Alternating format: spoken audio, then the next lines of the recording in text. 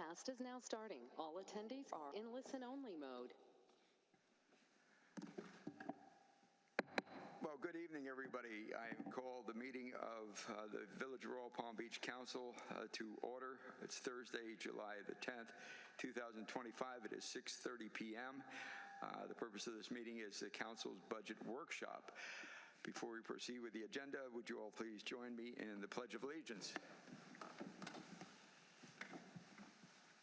I pledge allegiance to the flag of the United States of America and to the republic for which it stands, one nation, under God, indivisible, with liberty and justice for all.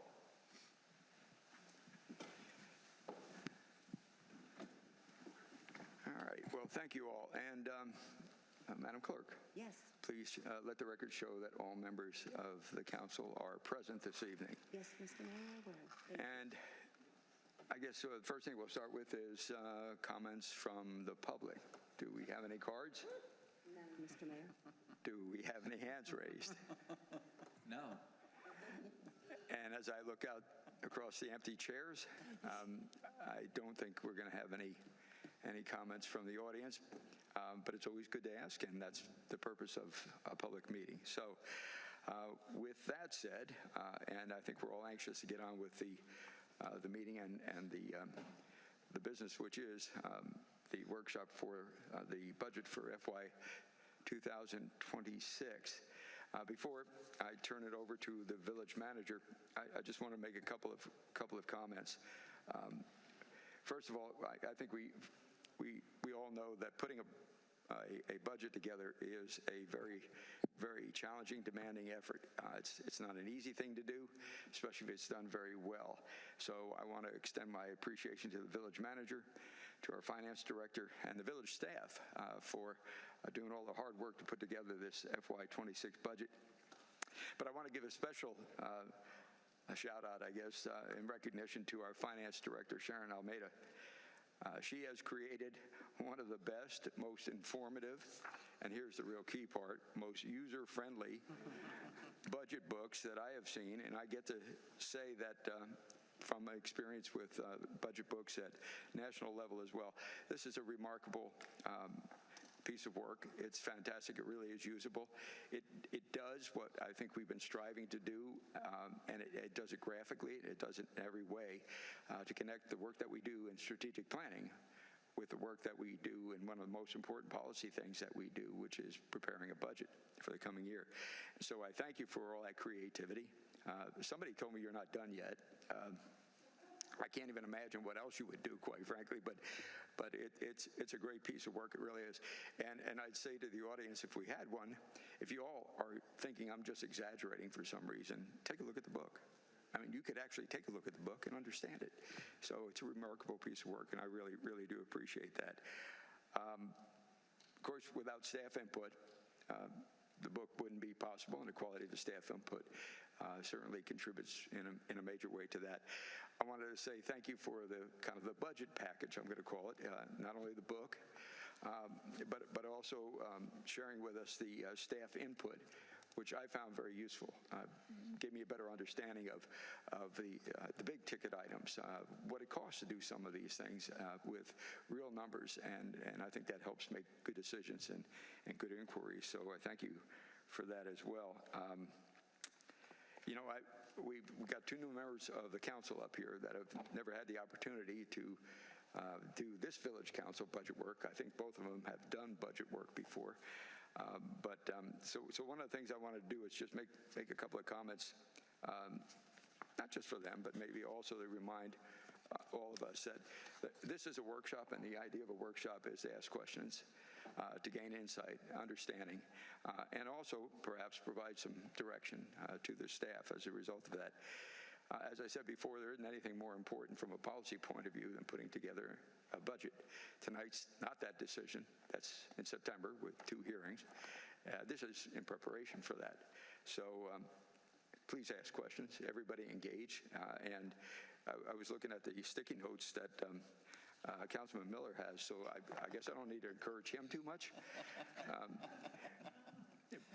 Yeah. So, but ask the questions. That's the purpose of this meeting, and I think that'll make it really, really worthwhile. Just by way of a little background, and I was going to do this hoping that we would have some people here, maybe even town crier or something like that, but if we don't, and hopefully they're online, I want to remind people a little bit about the backdrop for what we're doing. And actually what came to mind was something that our former mayor, Fred Pinto, used to say, may he rest in peace, and that is, let me try to put this in context for you. So let me try to put this budget in context. You know, for more than a year, Royal Palm Beach has maintained one of the lowest municipal property tax rates for more than a decade in Palm Beach County. It's held it steady at 1.9 mils since 2010. That's pretty remarkable, 15 years. During that time, we have made significant progress by investing in our crown jewel, Commons Park, completely remodeling our cultural center, building an award-winning new Village Hall, which we sit in right now, and now expanding our recreation center. And these are just a few of the capital investments that we've made. And we've done that along the way, doing many other things. These were made possible not by raising the tax rate, but through the prudent use of one-time resources, including the proceeds that we received from the sale of our water utility back in 2006, as well as the infrastructure surtax, otherwise known as the penny sales tax, and the ARPA funds, federal relief coming out of the pandemic.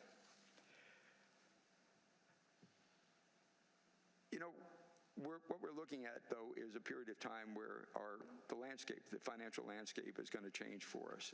We are seeing some uncertain things on the horizon, some things we know are going to happen, which will change, and some relate to that single source of recurring revenue, such as both the ARPA funds and also the penny sales tax will cease to be revenue sources in 2026, which is this coming year. Meanwhile, the costs of operations and maintenance continue to rise as a result of inflation and other factors, and some uncertainty, such as we don't know what the tariffs are going to do and that type of thing.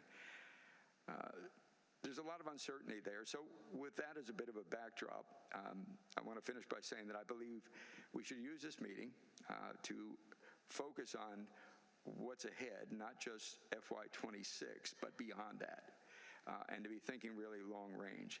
And the best way for us to approach that is by asking a lot of questions with that orientation and being prepared to approve a budget come September of this year that is one that is forward-looking, long-range, and that kind of stuff. So I invite all the questions, encourage everybody, and thank the staff once again for doing a great job. And I'll turn it over to the village manager. Thank you, Mayor. As you said, the budget is our plan for the delivery of services and facilities. The budget is consistent with the village's mission and strategic plan. We are proposing the tax rate remain the same at the 1.92 for each $1,000 of taxable value. There were sufficient funds to balance the operating budget using revenues and the American Rescue Plan Act funds, which you pointed out this is the last year of those funds to be used in the budget. The budget book includes an excellent summary of our strategic plan, utilizes a comprehensive renewal and replacement analysis to determine needed capital, and for the first time includes a long-term financial plan looking ahead 5 years. With that, let me introduce our Finance Director, Sharon Almeida, to present the 26 budget. Thank you. Thank you, Mr. Williams. Good evening, Mayor and Council. Before you, you have a proposed fiscal year 2026 budget. I'm going to provide an overview of the budget. Before I do that, because we do have 2 new council members and I just want everybody to know the process, I want to start off with the budget process and the timeline. We kick off the budget at the end of March of 2025, and I provide materials to the department directors to help them prepare not only their department budgets, but also their capital budget requests. In April, we hold the strategic planning, and that's where council and department directors get together and identify the village's goals to be used as the foundation of the budget. Towards the end of April, departments submit their request to finance, and we review and prepare a preliminary budget for budget review meetings.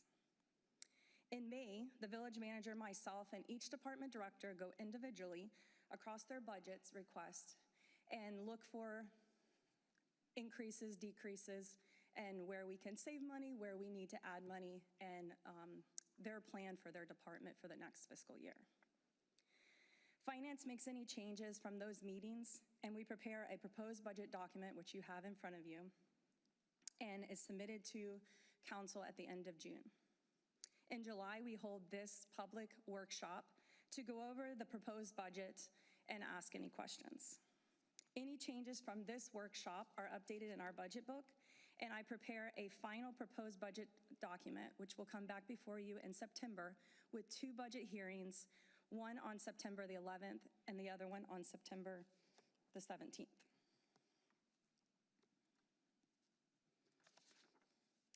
This is a financial summary to show you our proposed budget in comparison to our last year's adopted budget, or our current year's adopted budget. Our proposed budget for fiscal year 26 is $60.9 million. That is approximately 11% decrease from the prior year, which is primarily due to the reduction of requested capital projects. So each year, they ask for new capital requests. Some of them that were requested in the prior year are rolled over to a new year. Hence, that makes the request for the new year a little bit smaller because we have projects that weren't completed, and so then the projects kind of get pushed back a couple years. The majority of the budget consists of the general fund operating at 52% of the total budget and capital projects at 28% of the total budget. Reserves consist of 18% of the total budget, which the primary part of those reserves are capital projects. We will go in further in more detail a little bit later.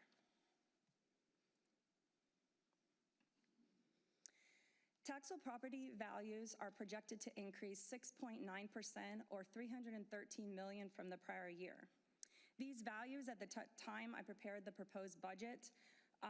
Since then, we have received new values, which are going to be our final values for the fiscal year 2026. And those numbers resulted in an increase of 7.9%, so a little bit higher.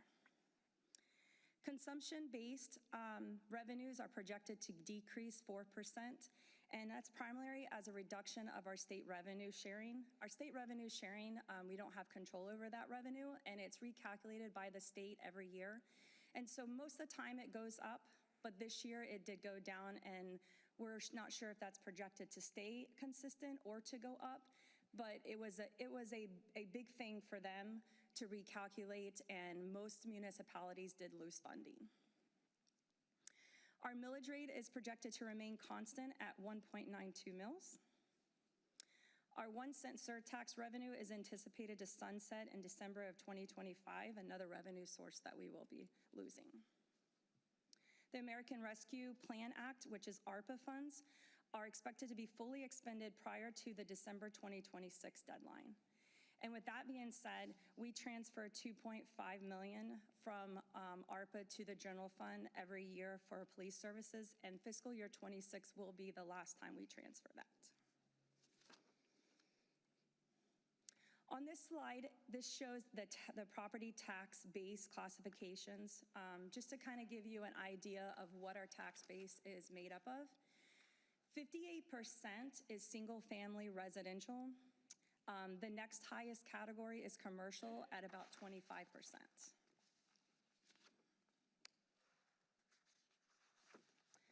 Property tax base growth, this is a comparison over the past 5 years.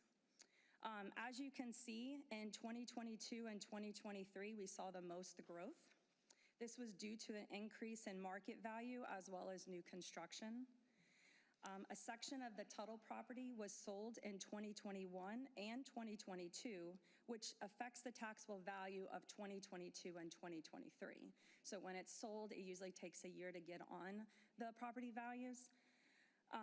Cypress Key parcels were sold in 2023 and 2024, which will affect the taxable values of 2024 and 2025. As the new construction decreases, we will see a decrease in the change from year to year. For 2025, the change between 24 and 25 is at 6.979%, and as I stated earlier, with our updated figures, that jumps up to 7.09%. And as of the 2024 tax year, there were 14,661 real property parcels that were taxed. This slide shows the illustration of property tax bills for the residents. We looked at the median and the average taxable value for residential properties located in the village. The median taxable value is $244,682. And taken into consideration the homestead exemption of $50,000, the tax bill for that property would be $373.79, and that's the portion that comes to the village. At the average taxable value of $382,371, again taken into consideration the homestead exemption, that tax bill would be $638.15. That comes to the village. The illustration at the bottom is probably the best illustration on this page. It shows you out of your total tax bill, what percentage of that actually comes to the village, and that's at approximately 11%. The majority of the tax bill is, one, the school board at almost 35%, and the county at almost 25%. So it kind of gives you a real true meaning of how much of the tax bill that residents are paying is coming back into the village for revenue. We'll move on to the general fund revenues. The proposed budget for the general fund revenues is $32.3 million. That is an increase of 3% over the prior year approved budget. We're projecting the actuals for fiscal year 25 to be approximately $32.1 million, which is very close to what we budgeted. The decrease in the intergovernmental revenue is due to the reduction of the state revenue sharing, as I mentioned earlier. Our general fund expenditures for fiscal year 2026 proposed budget is approximately $31.5 million, and that is less than a 0.5% increase over the prior year's adopted budget. Other charges and services decreased due to our self-insured windstorm policy adoption that reduced our property insurance premium. We are projecting a surplus of revenues over expenditures in the general fund to be approximately $827,000. Each department director will be presenting on their department's budget in more detail a little bit later.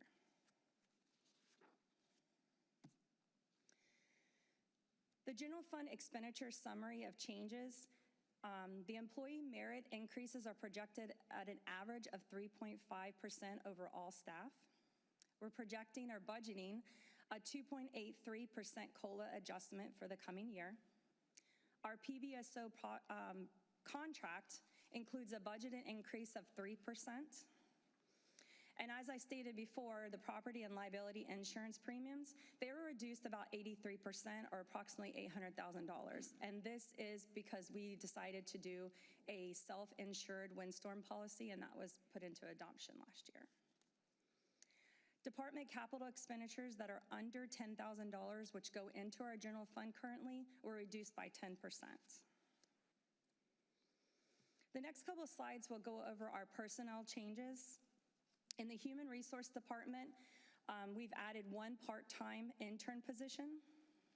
In the Finance Department, I've really reorganized my department quite some this year. We've reclassed our Assistant Finance Director position to a Procurement and Financial Analyst. We reclassed our Financial Budget Analyst to a Senior Financial and Budget Analyst. We reclassed our Finance Technician to a Procurement Specialist. And we're adding one Administrative Assistant 2 position. In the Information Systems Department, the Network Support Specialist position was eliminated. This was a position that was open that they decided that they would no longer need. And we reclassed our Information Systems Analyst to an Information Systems Senior Analyst.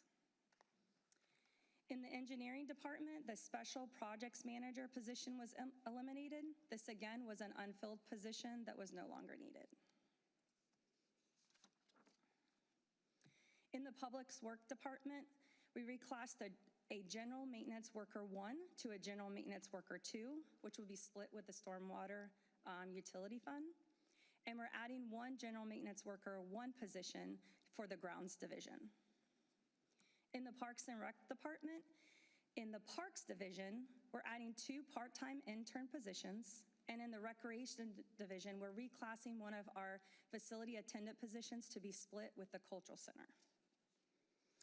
Overall, the increase to personnel is 3 part-time positions, which were the intern positions.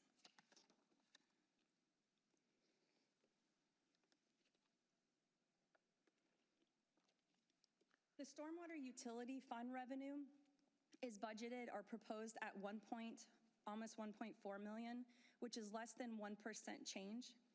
The majority of the fee for this fund comes from our Stormwater Utility Fund, which is a fee of $6.50 per equivalent residential unit.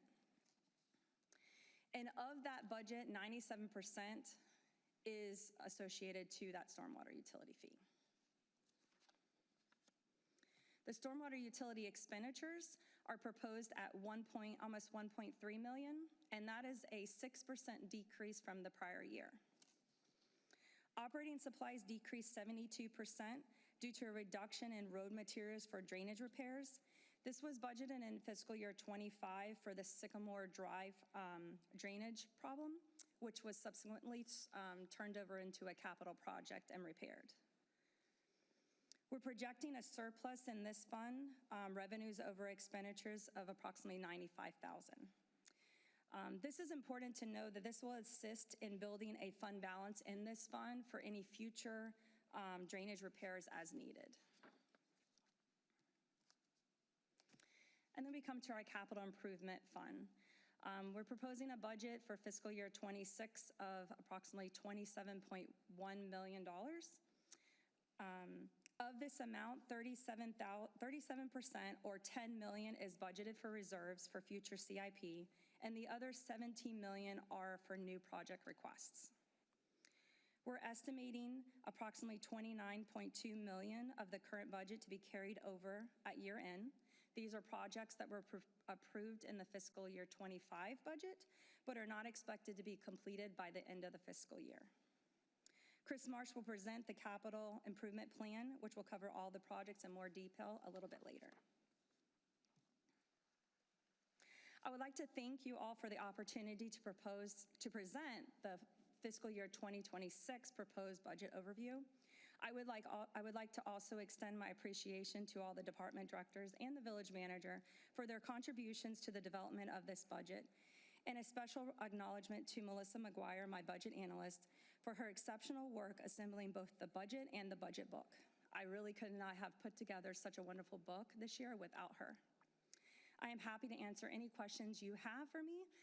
We will be going through, as department directors, all of our departments' budgets more in detail, but if you have any questions over the overview, I'm happy to answer now. Okay, thank you so much for the work and the presentation. I really appreciate it. Even the presentation is taken to another level. Doing great work. Does the council have any questions for our finance director? I just want to say thank you so much. You did you and staff did such an awesome job. I've been a finance for a long time. I worked for IRS, and I wish I had known you then. Thank you so much. I appreciate that. Yes, Councilman Adam Miller. Thank you, Mr. Mayor. I also wanted to extend my gratitude. Great book. We're super easy to understand, and appreciate a lot of things in the budget. Do appreciate all the strategic changes in personnel. You're only increasing interns. Interns are great. That's awesome. So great job on that, and it's just an amazing budget book. Best one I've ever seen. So, thank you. Any other comments? Ditto. Great job. Thank you. Excellent. We appreciate it. I do want to just, especially the dollar bill, I'm going to carry that with me everywhere I go. So we talk about putting things in context. Yes. This really does help tremendously. Everybody take a deep breath. Take a look at this, and now let's talk. And so Great work. Really do appreciate it. So thank you very much. Thank you. Okay. Ready to get going with the individual departments? We're going to start off with the village capital budget on page 74. For the details on page 74, start on page 72.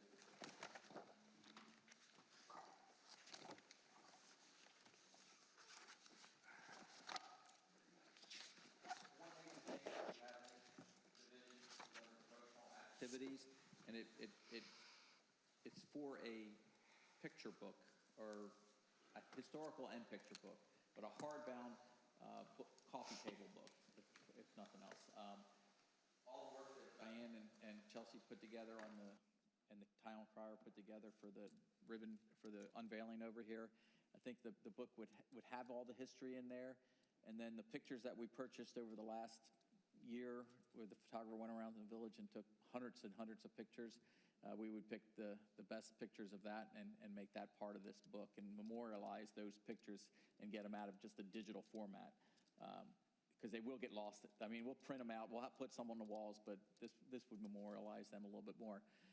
The price does seem hefty at $42,000, but that's for 2,000 hard copies, which I think we could sell too. If we got everybody's permission that contributed to the content.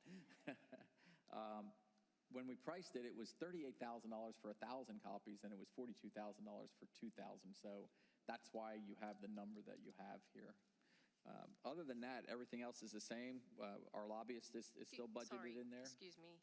May I ask a question about Sure, this? absolutely. This is the first time we're really hearing about it. So I'm curious what the impetus was outside of the event of this book, and what will we be using it for? So let me jump in and answer that. I was waiting for the good place to just fall on the mercy of the court and say, I made a comment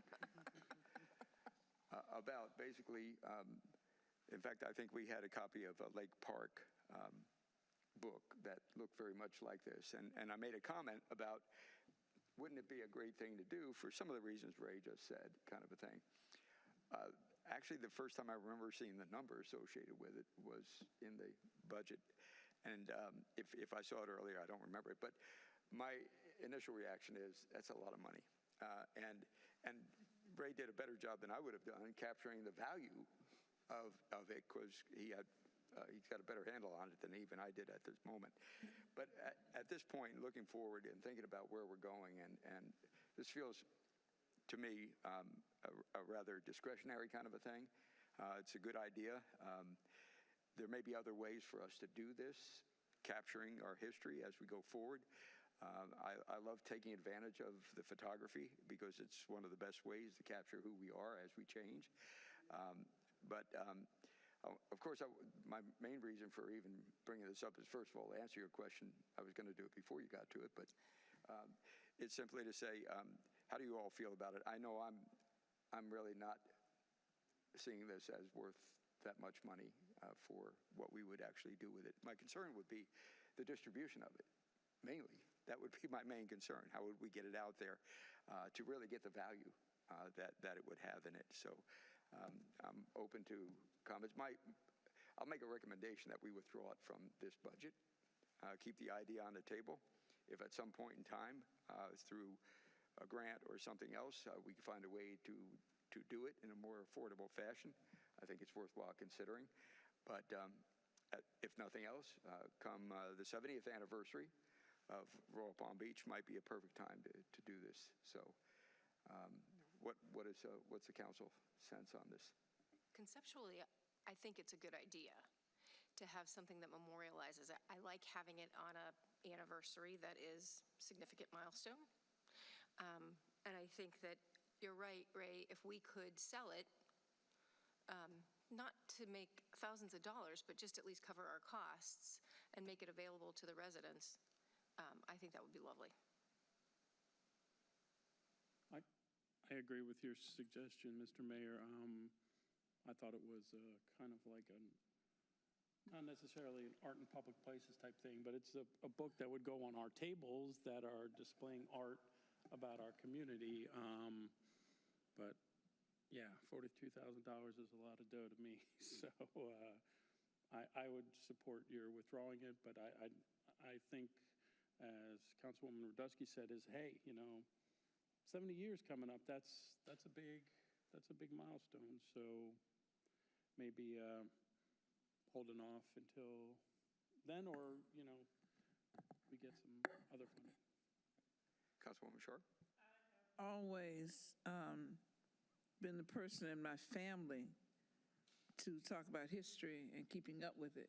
I was and am still in charge of our tree, our history tree, family history tree. Our actual name came from a plantation in Ailey, Georgia, and we went all the way back to that, even meeting some of those family members who still own that property and live there.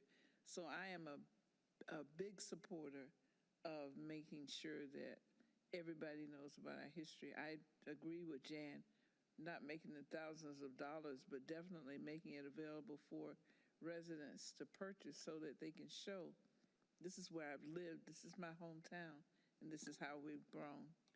And I definitely support us doing something of that nature. Councilman Miller? I agree with everyone's comments. I do think what Jan said about, holding off for a better time that makes more sense would be better. So.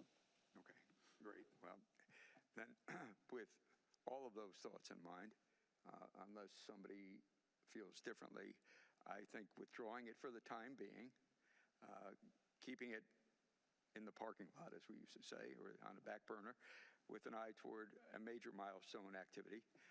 I think it could be a really worthwhile, productive celebration and a reminder of who we are and that type of thing. And so the photographs, of course, if you see around the Village Hall, are absolutely spectacular. And so that's evidence of we've got a lot to be thankful for, and the reminder is a great one. As it turns out, if you do the math, it's about $20 a book, which if you go out and try to buy, a tabletop book, you're going to find out there are a lot more than that. So again, I think probably better at a milestone. So Okay, we'll withdraw the funds, but not the idea. perfect. Got it. Thank you. The only other item in there, and then we've had it in here for 20 years now, is Ron Book, our lobbyist. He does a good job for us up in Tallahassee, and he gets us really close to the finish line every year. Unfortunately, Can't get past the vetoes. it was taken out from under us at the last second again. And that's all I have for the council budget. In the manager's budget, which starts on page 76, and with some detail on page 79, is a line item in there. That's mainly the consultant for our strategic planning. And promotional activities, I have $20,000 in that, and that's mostly the Town Crier magazine that they're publishing 6 or 8 times a year. We have a portion of that of responsibility toward them on that Royal Palm Beach magazine, and that's what's budgeted there. And then in that same promotional line item is employee gift cards at the holidays. Other than that, everything's status quo in the manager's office. No change in positions or anything. Any comments or questions for village manager? Okay. HR.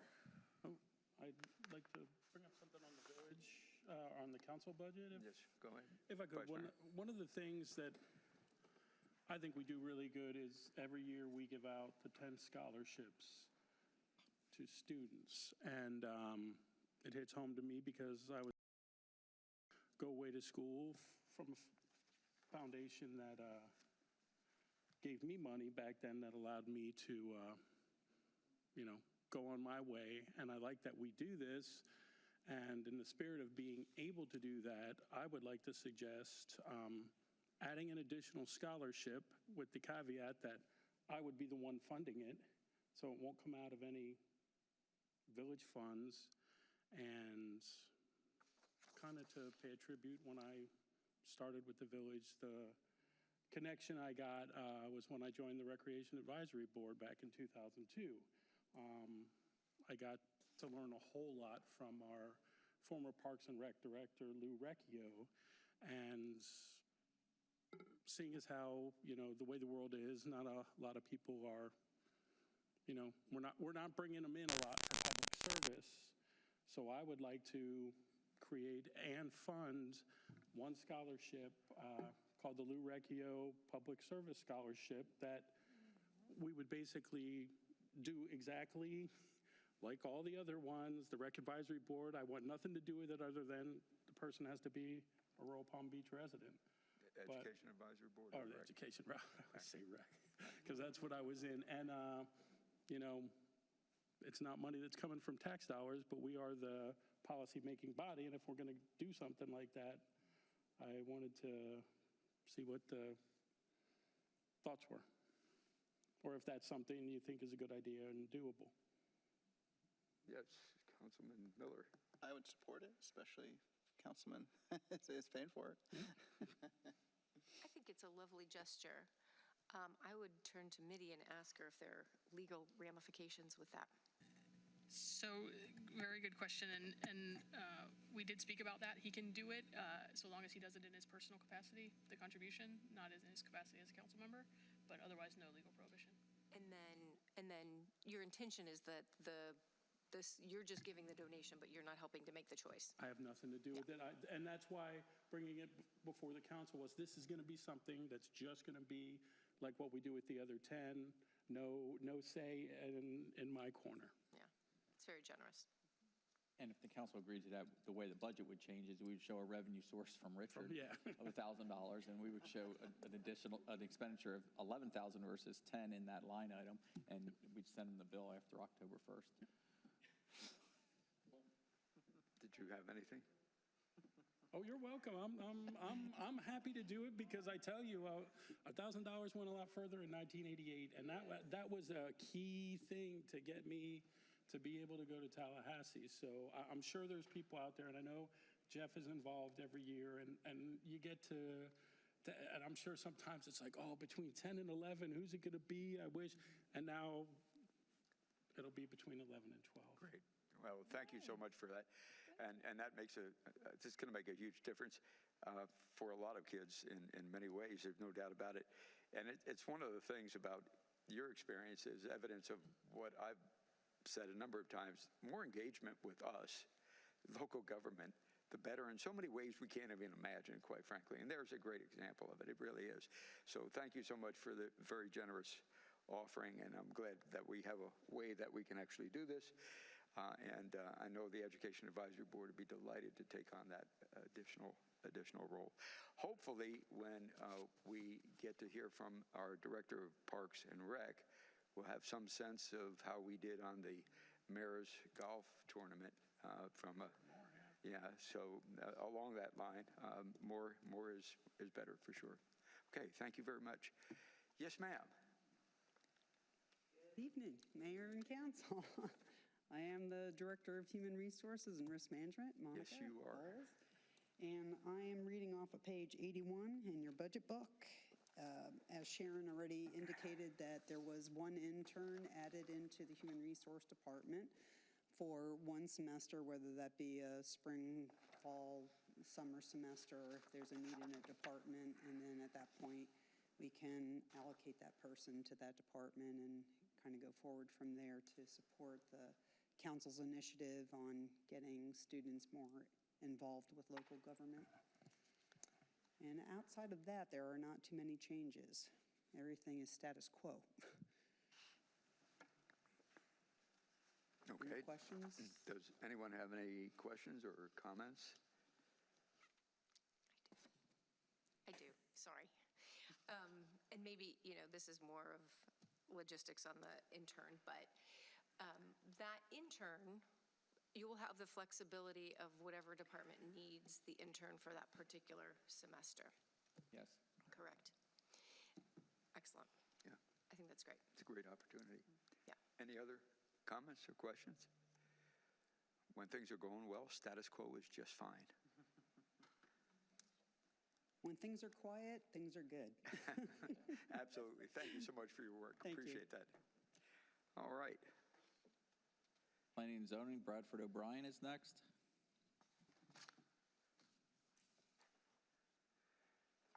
Wouldn't be a council meeting without Mr. O'Brien. Correct position. Good evening, everyone. I'm the director of the Planning and Zoning Department. This is very much a status quo budget. We still are requesting 4 positions. One of the good news about my budget is you'll see a line item for $21,750, and that is for legal advertisements, and that is collected and reimbursed by the applicant. So that's always a good thing, huh? $21,000, that's a lot of money. It goes a long way. With that being said, I'll turn the floor back over to you, Mayor. Thank you. I love One of that the phrase. positions, So, one of the yes, positions go in ahead. this department is vacant, and that's the Art director. public art professional. Right. It was a council initiative some years ago to, I think 4, 5 years ago, to put that in place and get some sculptures out there, get our 1% ordinance up and running with the developers. All that is taking place and is in place. And since council has position control, I think if the council wants to continue with that position, we can. We can leave it in the budget, hold off on advertising it this next year, or we could eliminate it and do a budget adjustment and put it back, or do another budget and do something different in the future. But that'd be a council decision choice. Okay, that's a good issue. Yes. Yeah. Have we, since the inception of the sculpture program and the public art program, has staff been able to do the work over the past couple years? Can the current staff, let me see if I'm asking the right question, can the current staff take on the responsibilities that were being done with the position as is? Did I say that right? The answer to that question is yes, and sometimes with a consultant. I think if we go out for a call for artists if the council chooses to do a unique piece for the rec center, I think getting somebody to assist in that, in getting that advertisement in the right people's hands would work. I think our way of putting it in people's hands, and we did call all the people that work for the counties and all the different cities that are in this position. So we thought we got a pretty good job of getting it out there locally, but my guess is there's people that can do a better job. So we would get that kind of assistant. The assistants in the planning department, Bradford does have a consultant on board. I think he has $80,000 in this budget that he does use that assists him through the development review process. So between staff and consultants when we need them, yes. And then the only other piece, as we talked in strategic plan, adding to the public art piece was integrating more performance art or more educational art through Parks and Recreation, through recreation. And I've talked to Mark about this, and for the moment, we're pausing, right? Because the recreation center needs to be renovated. Once that's finished, does the recreation department have capacity to recruit teaching artists who can come in and teach a class now and then? And if they can, then, and we can have the consultant when we need to for sculptures, then I think we can recommend eliminating the position. Well, if Mark could come out here, and there's going to be 2 ways that can be dealt with. One of the ways is dealing with that is actually put a request for proposals out there to be part of our provider agreements, which is a 70-30 split with the provider. We can always put one of them out and see if anybody is interested, and we would come up with the criteria, minimum qualifications for the provider, and put it out there and see how the market responds to that. That's one way. The other way of doing it, I don't know about hiring someone. It would that would be the best way for us to do it, is to put a provider agreement out there and see how the market responds to that. I think we would, depending on how that worked, we would then react to that. Right, okay. Mark, did you want to? Well, it's actually more to, because you're the one that puts out all the provider agreements out there. We don't advertise them much. We have advertised them when we've had competition. We've had more than, when we've had several. We usually just accept good ideas, and if they succeed, they succeed. But when we've had several people wanting to provide the same service, we've done it as a competitive RFP. But putting an RFP out for right. So we currently do have some performing arts classes and things of that nature, as well as even some painting classes. At least we used to at one point in time. So we have some of that mechanism going on right now, right? Yes, Yeah. but looking at expansion. Right. So. I mean, and obviously, with the new rec center, we're going to have more space. I mean, you can even go as much as having your summer camp program be an art-themed summer camp. Okay. When we get to the other side of the rec center expansion project, for sure, we'll be looking to add additional art, music, dance, related programs. Thank you. So does anyone else have any comments? Yes, Councilwoman I Sharps? agree with Jan on, Okay. the position at this time, because it's not really necessary to be in. Vice Mayor? That sounds sensible. I agree with Councilwoman Radowski. Councilman Miller? I also agree it does make sense. Jan said, talked about expanding. I'm wondering if some of that salary, is held over for that expansion of some of the art programs when the rec center's ready or something like that. Might be a good idea. Okay. So I think we have an agreement to go ahead and remove that position then. All right? Got it? Okay. Thank you. Great. Thank you. All right. We already did. Finance. Sharon?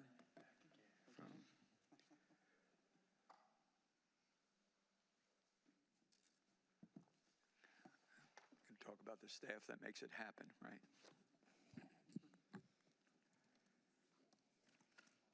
Good evening again.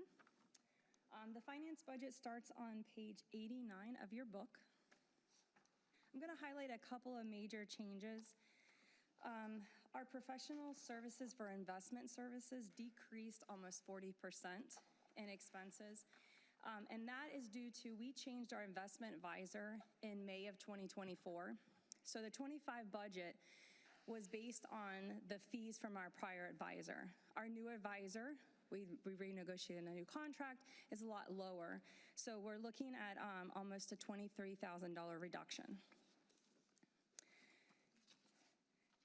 As I stated earlier, we are adding an administrative assistant position to the budget. So overall, the budget increased 7.9%, which the majority of that is personnel costs for the addition of the administrative assistant. Every other line item is pretty much status quo. We're pretty much the same every year. Nothing really changes. I'm open for any questions you have. Council have any questions or comments? Not seeing any. Thank you again. All right. I have one additional budget to present, and that starts on page 137, and that's our general fund non-departmental budget. A couple of things to highlight in this one is on our communication services line. We're decreasing that approximately 13%, which equates to about $16,000. And this is due to the removal of Channel 18 broadcast services and Acelion, which was our secured file transfer services. Our information service director could probably go in a little bit more detail if you have on those two services, but when he looked over his budget, he felt like those things were not something that we needed to continue with, and they were removed from the budget. Additionally, as I stated before, our insurance has been reduced. For general liability, it's reduced about 33%, which equates to about $75,000. And our property insurance was reduced 83%, which is about $800,000, and that's due to the windstorm policy being self-insured. So overall, the non-departmental budget has decreased approximately 27%, and the major of that is from the insurance. And I'm here if you have any questions related to that. Okay, does anyone have any questions? So basically, we're going to stop paying for the cable channel that no one could watch anyway. Correct. Or it was very difficult. A lot of people had a hard time getting onto it, and I know I was one of them, so I'm glad we're not paying for it. I'll wait until our IT department head gets up here, and we'll have that discussion one more time. There you go. Just to be absolutely sure I fully understand this, because I do wind up having that conversation with a lot of people oftentimes. So, all right, no questions, no further comments. Thank you once again.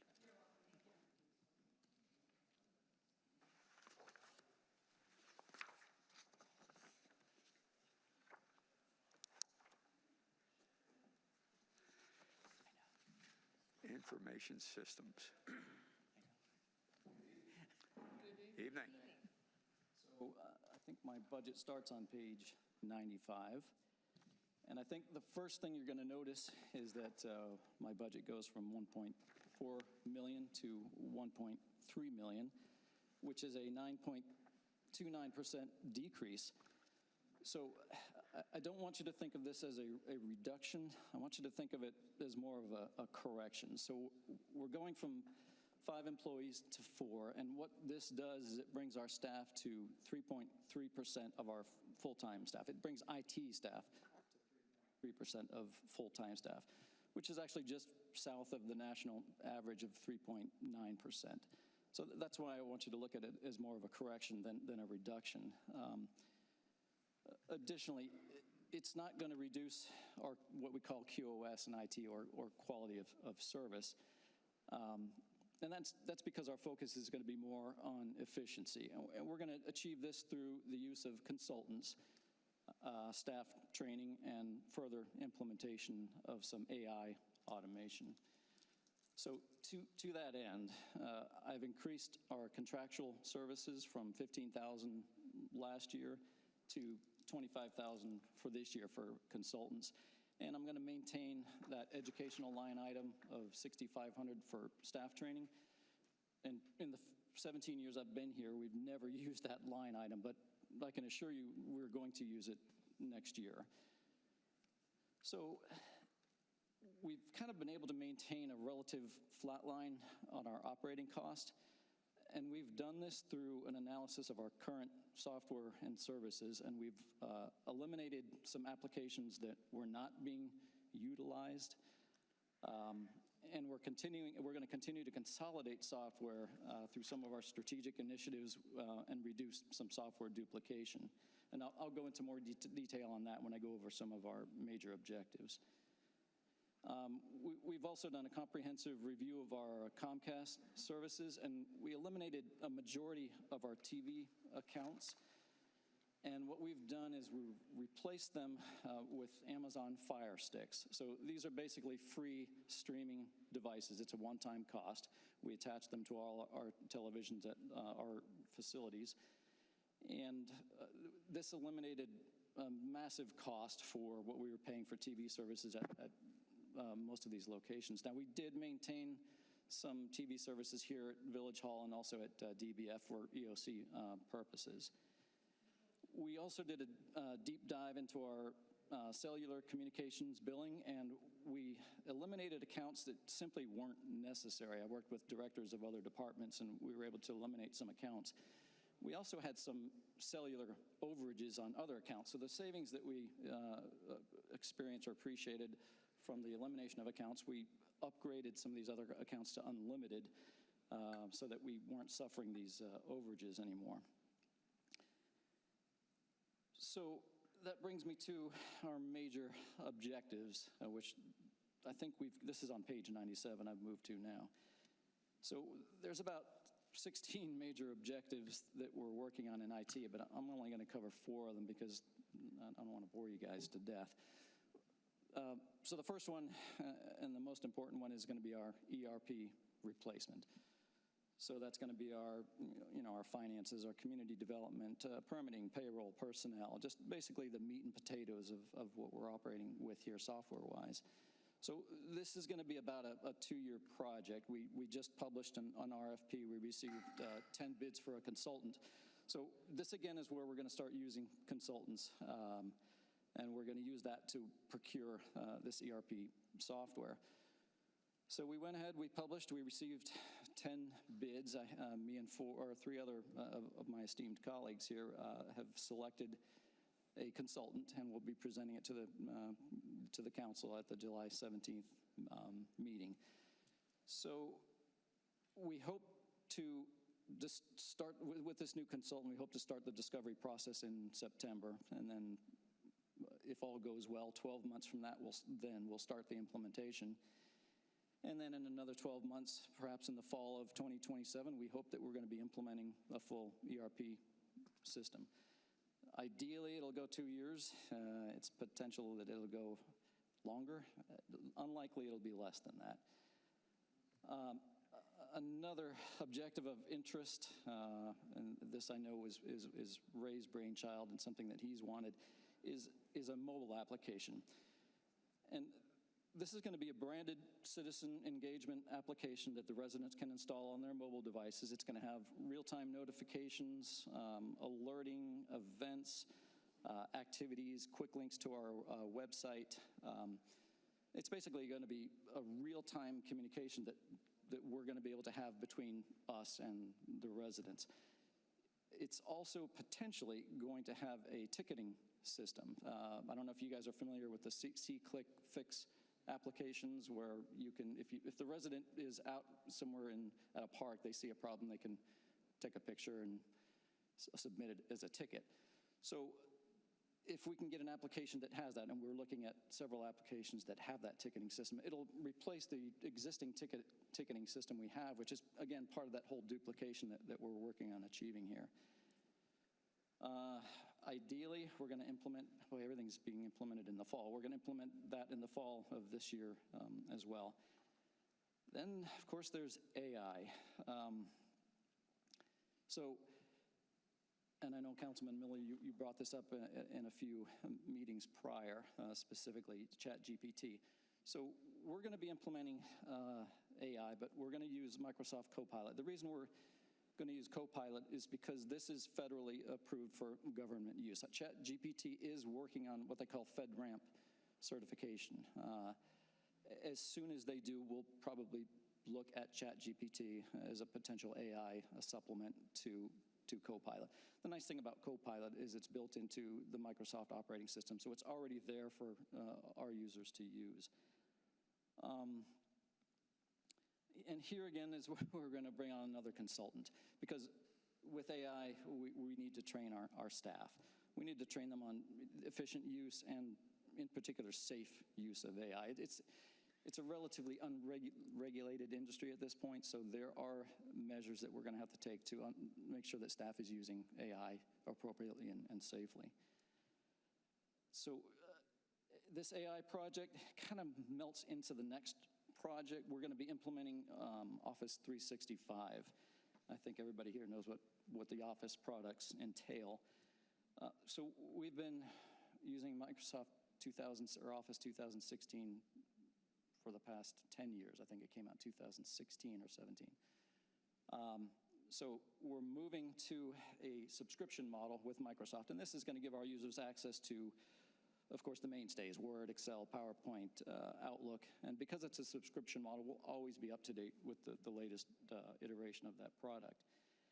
And along with that comes OneDrive, and this is what Sharon was alluding to earlier, is our KiteWorks program. So we pay, I think it's about $9,000 a year for a program called KiteWorks, which is a file sharing application. So OneDrive, which is going to be part of our Office 365 subscription, is Microsoft's answer to KiteWorks. And it's basically a cloud repository where we can put files and share files with whoever we want to share them with.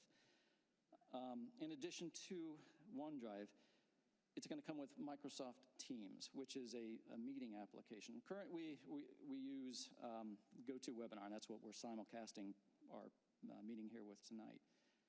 So Microsoft Teams will come with Microsoft Office 365, and we'll implement that and probably, again, replace duplication by eliminating GoTo and using Microsoft Teams. So there'll be some savings there as well. And where Copilot is going to integrate with Office is one of the tools will be meeting transcription. So I know Diane, after this meeting tomorrow, she'll have to go on her computer, she'll load up a transcription software, she'll put some headphones on, listen to the meeting and transcribe it. So what AI or what Copilot is going to do is it's going to interface with Word. She can take the prior meeting from the night before, take that video, drop it into Copilot. Copilot will then transcribe it. It'll do it in several ways. It'll either do it word for word, or it'll summarize, which is probably what you'll be looking to do. So summarize the meeting, which is a massive time saver. The other thing that we would use it for the AI would be content generation, documents, writing documents, composing documents, RFPs, proposals, policies. I actually just wrote, I shouldn't say I wrote, Copilot wrote for me in about 5 minutes what would have taken me hours, a policy that I needed to write. Massive time savings. It was a bit humiliating, but I could have. The next objective, firewall replacement. So this is more in the realm of security. So we've got about 6 firewalls that protect Village Hall and our other remote facilities. We're replacing those with next generation firewalls. We're going to continue on with our Windows Hello deployment. That is basically a passwordless deployment, which will save IT time because there's a lot of people who mistype passwords, get themselves locked out, and call IT, and we have to unlock their account or reset a password, whatever that may be. What Windows Hello does is it's biometric. They sit down in front of their computer, the camera looks at their face, recognizes them, instantly logs them in, password-free, no typing.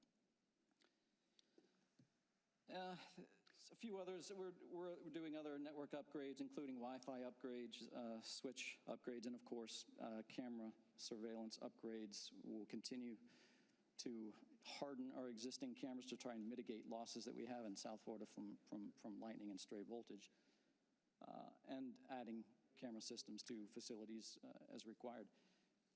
That's it for my presentation. Thank you, Randy. Questions? Thank you.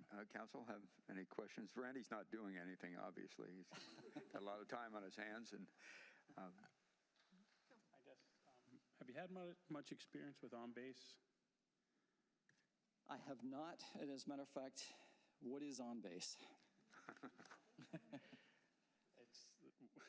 Hopefully it'll work better for the village than it does for the state. We've had it ramping up for I don't know how long now, and it's functioning, but it doesn't seem to be as fun. But you get used to stuff. So I was used to the stuff that we used for a decade, and we've gone to OnBase, and it doesn't seem as effective as a tool for what I do in my job, but that might not be the same case for the village because, you might not be looking for these specific documents like I'm looking for, so you end up doing 6 clicks now when you could have just done 2 before under the old system. So it's basically a repository for where all of at least my experience with it is, we get all of our documents, our records and all those things are there and OnBase, and instead of, I think we had a notes-based system for the past 20 years. So at least it's moving up, but having to,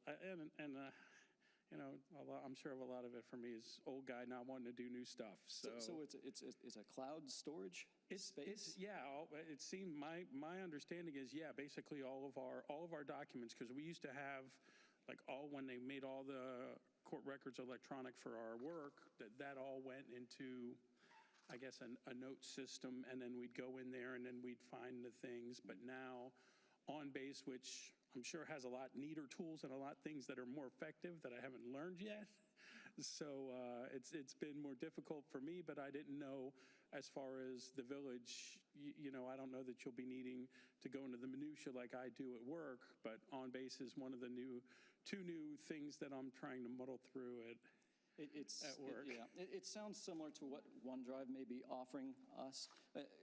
We'll probably dive a bit deeper into OneDrive as far as a cloud storage facility. And, there's ways of searching against documents, sharing documents. And we may actually, I don't want to say migrate exclusively, but we may start to move all of our premise-based documents into the cloud and then have a reverse backup where it backs up locally. That way, if we ever did lose internet for whatever reason, we still have things locally. But okay. Well, it sounds like it may be. It's going to be an upgrade for you guys. Absolutely, yeah. Okay, good. That's the key thing is upgrading and making things better. And safer. And safe. So as we talk about AI, I am an enthusiastic user. Yeah. ChatGPT. I do what you just did, which is give credit. And it is such a productivity enhancer that it's just mind-boggling. But it does require the human in the loop because it doesn't always get it right. And so learning those things and that balanced approach, and especially using a consultant, is such an important way. They are the experts. They know better than any of us because that's what they do for a living. There's ways to fine-tune the output on AI, and that's by using what they call prompts. And I'm sure you're familiar with that, where the more detailed prompts that you give, the more accurate or rendering that AI will produce for you. And that's what the training is going to offer us, is how best and how efficiently we can use this software so that we're not wasting time correcting AI, that we're giving it the correct input in the beginning so that the initial outputs. That's an old expression of garbage in, garbage out, right? Garbage in, garbage out. Some things never change. That one doesn't. Right. The other, the approach that you're taking, is in my mind, and a little bit of experience in that area, is perfect. It's a right mix. It's a great mix of consulting. It is having that consultant do work that is bigger than what it might seem to be. And when you introduce something like an ERP into an organization, it is everything from re-examining and also often adjusting the processes that you are now automating and taking to another level. It's a combination of those things. And not the least significant is transitioning, getting the people to transition and to appreciate the value. There's a little bit of pain involved in moving into a new system. Sometimes a lot of pain involved, but usually the results, if it's done well, are worth it. Agreed. So I think you're doing a great job. The cautious approach on the AI is exactly right. I think that it's a kind of a scary opportunity, quite frankly. Honestly, it terrifies me. And so long as you're that concerned, I'm less concerned. But I think we're getting the best out of everything, the resources and everything. I really appreciate what you've done. I mean, this is pretty extraordinary. I'm listening to you talk about the comprehensive changes that you've made, the approach you're taking with the staff and the mix of outsourcing and that kind of stuff. It's absolutely perfect as far as I'm concerned. And so keep doing what you're doing. And thank you for all the hard work you and your staff in this really, really important area. And I'm glad you said that. It reminded me, I do want to thank my staff, because I could not have done any of this without, obviously, a good staff behind me. And they're the ones, the driving force behind it all. So I do want to thank them. Well, that's great. Ray, did you have something you wanted to throw in there? When he's finished. Okay. When we're finished. Anybody else have anything? Yes. Thank you. I'm not sure if the council understands the efficiencies, not just the money savings, when you go over 365 with being in one ecosystem. The efficiencies in their workflow outside the AI is going to be very helpful for the entire village, I think. For Copilot, I know with Gemini education accounts, like Gemini, Google will not use any information put into the education accounts to train the new model. And I think that's important for school districts. I don't know if Copilot has something similar for municipalities. The variant of Copilot that we're going to be engaging is built around, or built for government agencies to address the issue you just mentioned. As a matter of fact, ChatGPT also has a Gov variant of their product, which is, if we do go into ChatGPT, we would deploy that. And the reason we would go into a government variant is because some models of AI, the learning models, the data, what you put into it becomes the data sets for its learning. So, and that is not included, that's not part of the government model, so that doesn't take your data output and add that to its learning curve, or whatever you want to call it. And that's where safety comes into play specifically for government. So yes, as far as what you're mentioning for Google Gemini, the Copilot does have those safety mechanisms in place for government use, and that's what the version we're using. Awesome. And last thing, maybe when there's some AI training for staff, maybe some of the other council members might be a good idea. Yes, basically, everyone who is going to get Copilot licensed, and the council members included, will be part of that training.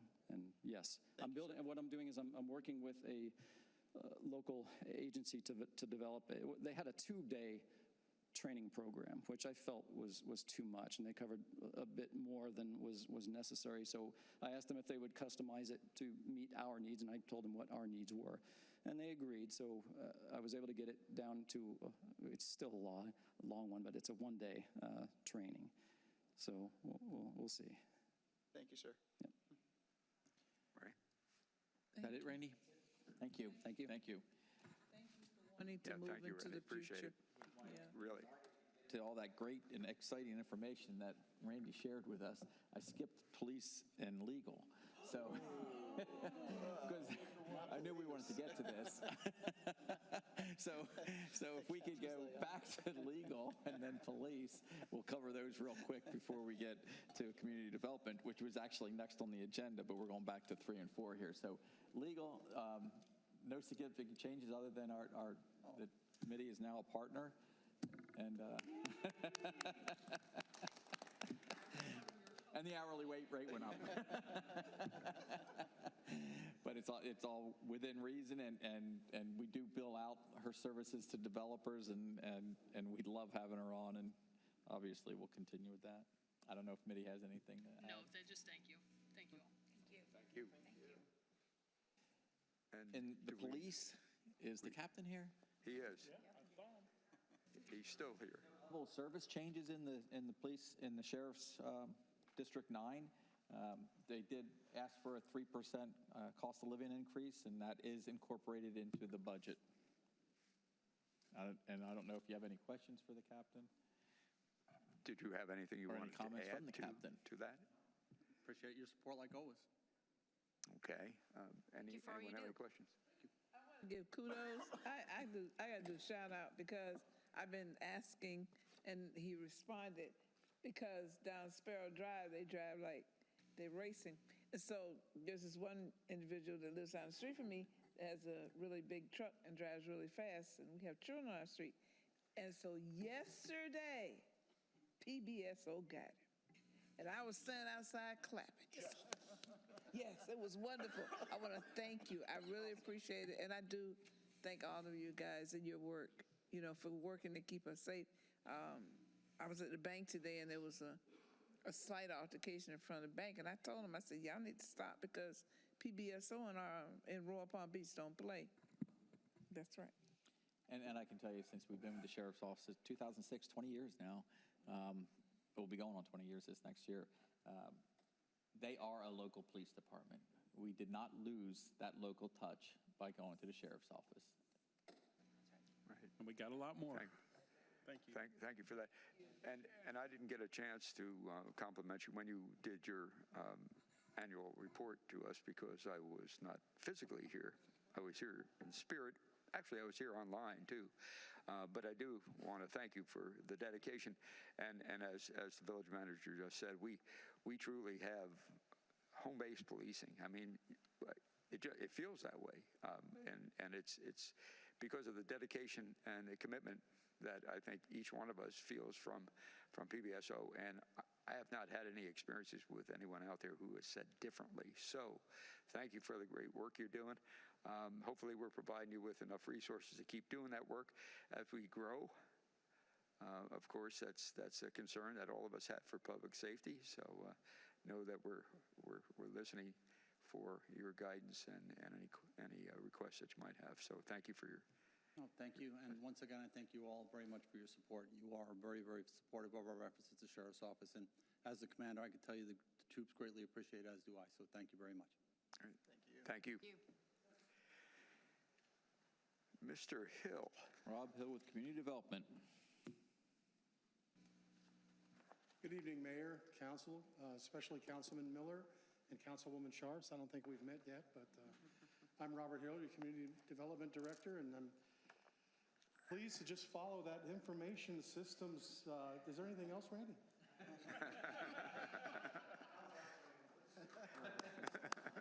We got the right guy there. I was in the back. I said, this is kind of like having to follow the firemen on career day at school. And I don't have any hose. But I'm here to bring you a very effective budget, a very tight and efficient budget that we're comfortable that we are going to protect the public with their built environment, keep that level of confidence established, that things are done correctly, and also protect our property values with our code enforcement activities and our business regulations. So if you'd start on page 4, I can kind of show you some of our changes, the percent changes. We're at like 2.39, so 2.4% increase, mainly just following along with some cost of living and some personnel adjustments. 104. But, and then you can go over to page 110. I'm sorry, 102. At 102, community development will start. And with there, you can see that we have our entire budget comes down to $1.5 million. And we've got the building division and the code enforcement division within there. There's been some, as most of you know, there's been a lot of changes here with some of our long-term essential personnel in community development and both building and code enforcement across the front. A lot of new intake permit technicians, and even some changes with code enforcement and administration. And we're having one of our long-term 26-year employees resign in just a few weeks. So we're going to be looking to kind of be creative and go ahead and continue our service delivery to our village residents. As you can see here, line by line, they're very much the same. It's only a 2.4% increase. But I did want to point out one thing that we've kind of started an initiative with on page 107. If you look at our fuel and lubricant column, so we're spending about $5,500. And this year we added, Paul Webster does our purchasing, picked up 2 hybrid pickup trucks. And immediately we started to see the impact. So it reduced our fuel use and our carbon footprint to well beyond 50%, just with those 2. So things like that are certainly part of our goal, and as we do a lot of mileage with building and code enforcement. So with that, if there's any specific questions you have regarding community development, building, code enforcement, or business regulation, I'd be more than happy to field them. Does the council have any questions or comments for Mr. Hill? I got a comment. Yes, sir. Seminole football going to win 5 games this year? They are. I guarantee. I support it then. No debacle like last year. Thanks. Thank you, sir. Thank you. I do want to just say that looking at the objectives down here, I notice that you do pay careful attention to the need for a friendly approach and interaction with residents, business owners, and property managers. And I thank you for that special attention. Thank you. We feel it's a very important part as, we have a conservative approach and a compassionate approach to our residents, and voluntary compliance is our goal. As we've given you our strategic plan elements and our presentations, and we kind of pride ourselves in that. And just to echo what Randy said, it's really, there's people behind me, the day-to-day people, the face-to-face people, code enforcement and building inspectors and plan reviewers that are directly, and the permit techs that are directly interfacing with our residents. So getting the right people there is really making a difference, and thank you for recognizing that. It's a difficult job, but it's an important job, and we do appreciate that. So yes, thank sir. you. Thank you, Mr. Mayor. And next, Engineering. The village How's everybody engineer. doing? Thank you for having me, Mayor and Council. If you could turn to page 114. just wanted to start off by hitting a couple of our performance measures. We have seen a significant uptick in the floodplain reviews and CRS activities. We were fortunate to improve our rating to 5, so I did want to point that out. But there is obviously work involved with that. We're also seeing a lot of right-of-way work.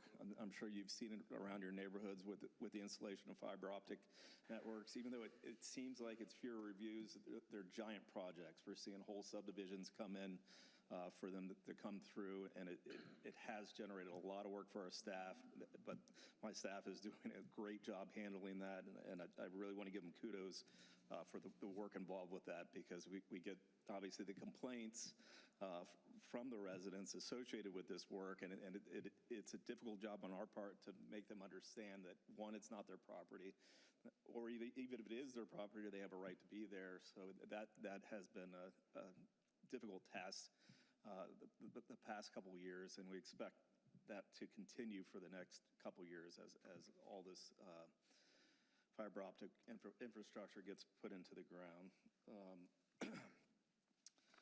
And then the other level of service change that we ended up having is I eliminated the position for the temporary project manager for the rec center.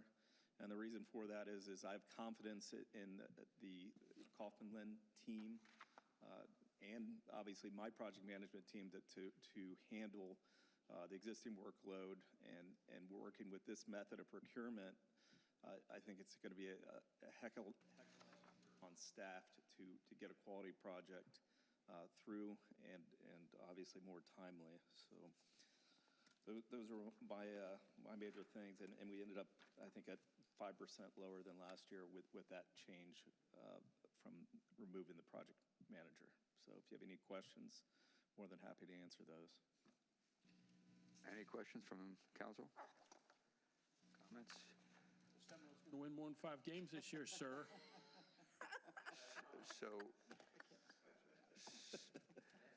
So I ain't asking that one. Only the Seminoles. We should ask Monica too, because she's got a Seminole. Hey, Chris, before you leave, I know you want to talk football. You guys, that's wonderful.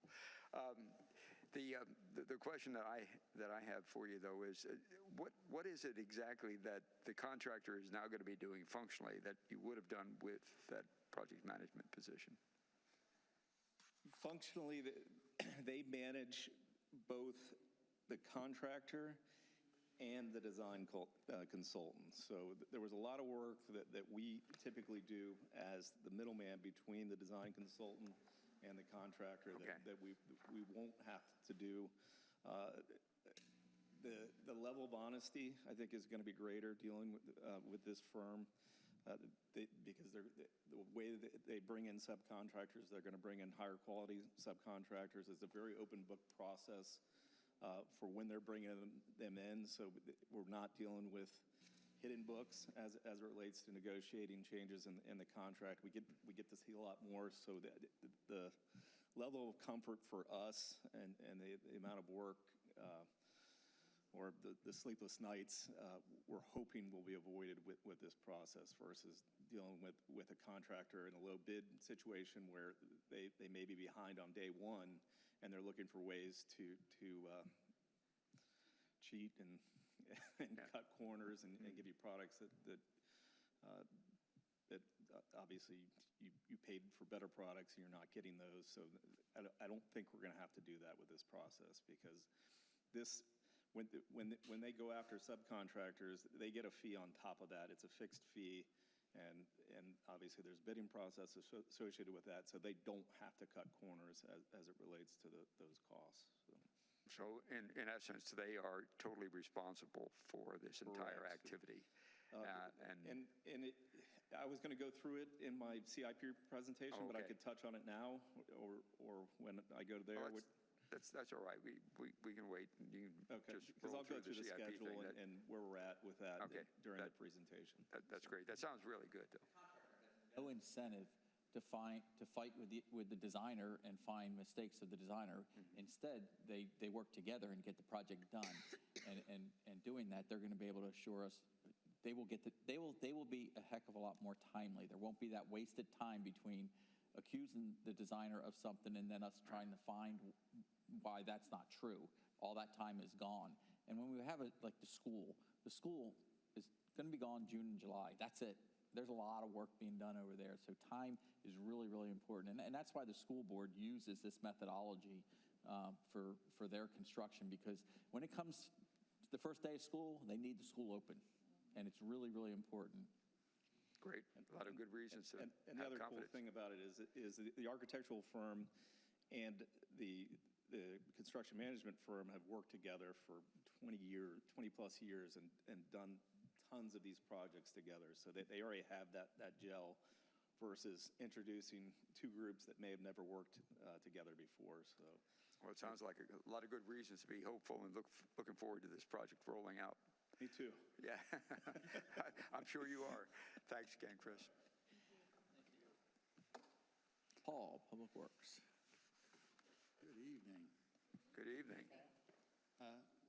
So, Rich, I'll just tell you now, I don't know how many games I'm not they'll win. asking about you. I'm not asking you any questions, sir. I'm going to try to make you feel better. I think they'll win more games than Auburn this year, but it helps you. I don't know. This is kind of a milestone moment for me. This is actually my anniversary date with the Village of Royal Palm Beach. I started my 26th year here today. Well, congratulations.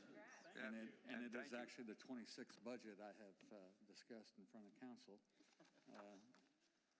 It's good to have those milestone activities This will be the last one I work aligned. under, but we'll do one more before I go.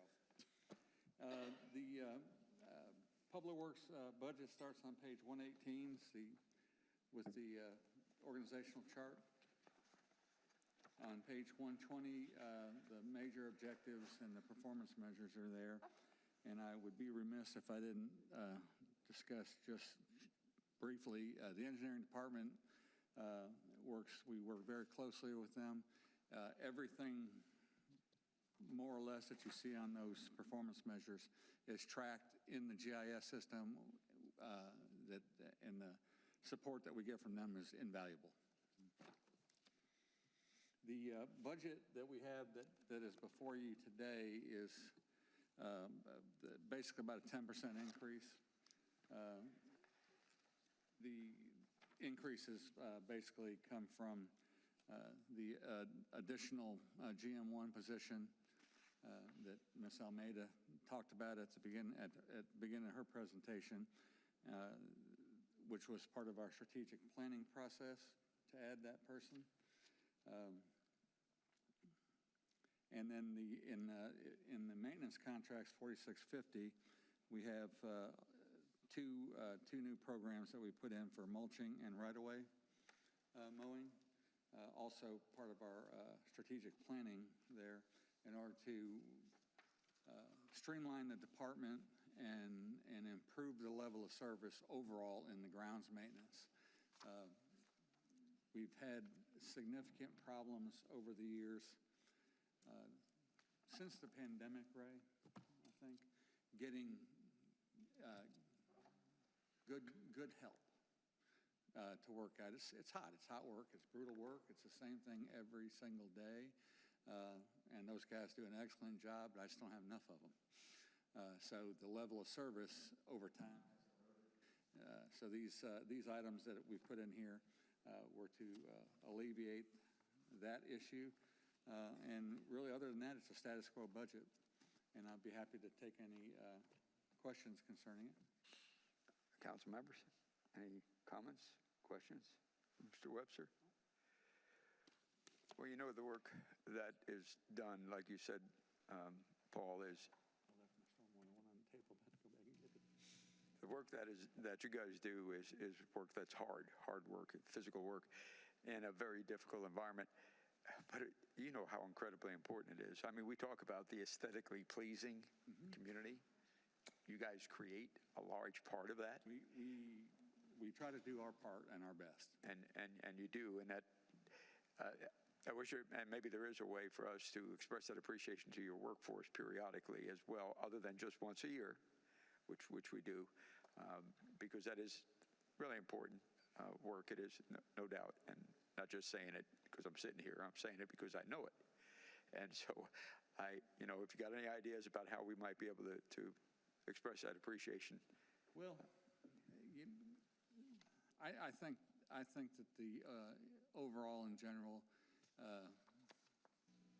employees feel appreciated.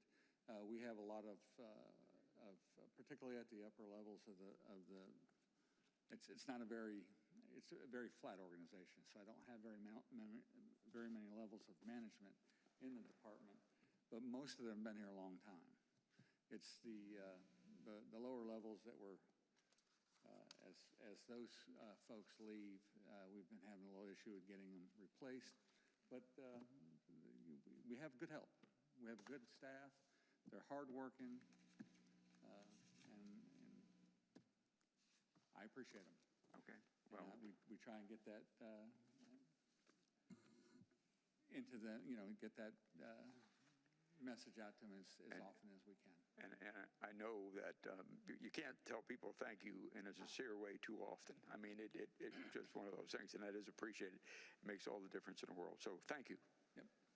And I'm going to have to, I will go over the stormwater budget, but I'm going to have to now show you my age because I left that budget laying on the table. I'll be right back.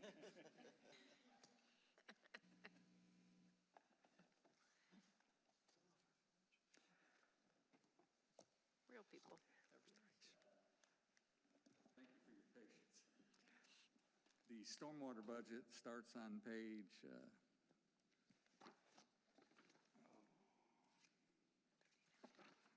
145 with the organizational chart. As you're aware, the personnel that we have are split personnel out of the road and bridges, and I have two in the grounds division that make up the budget for the stormwater. There are no major budget service level changes in this department for this coming fiscal year. The budget, as Ms. Almeida said, was about a 6.1% increase.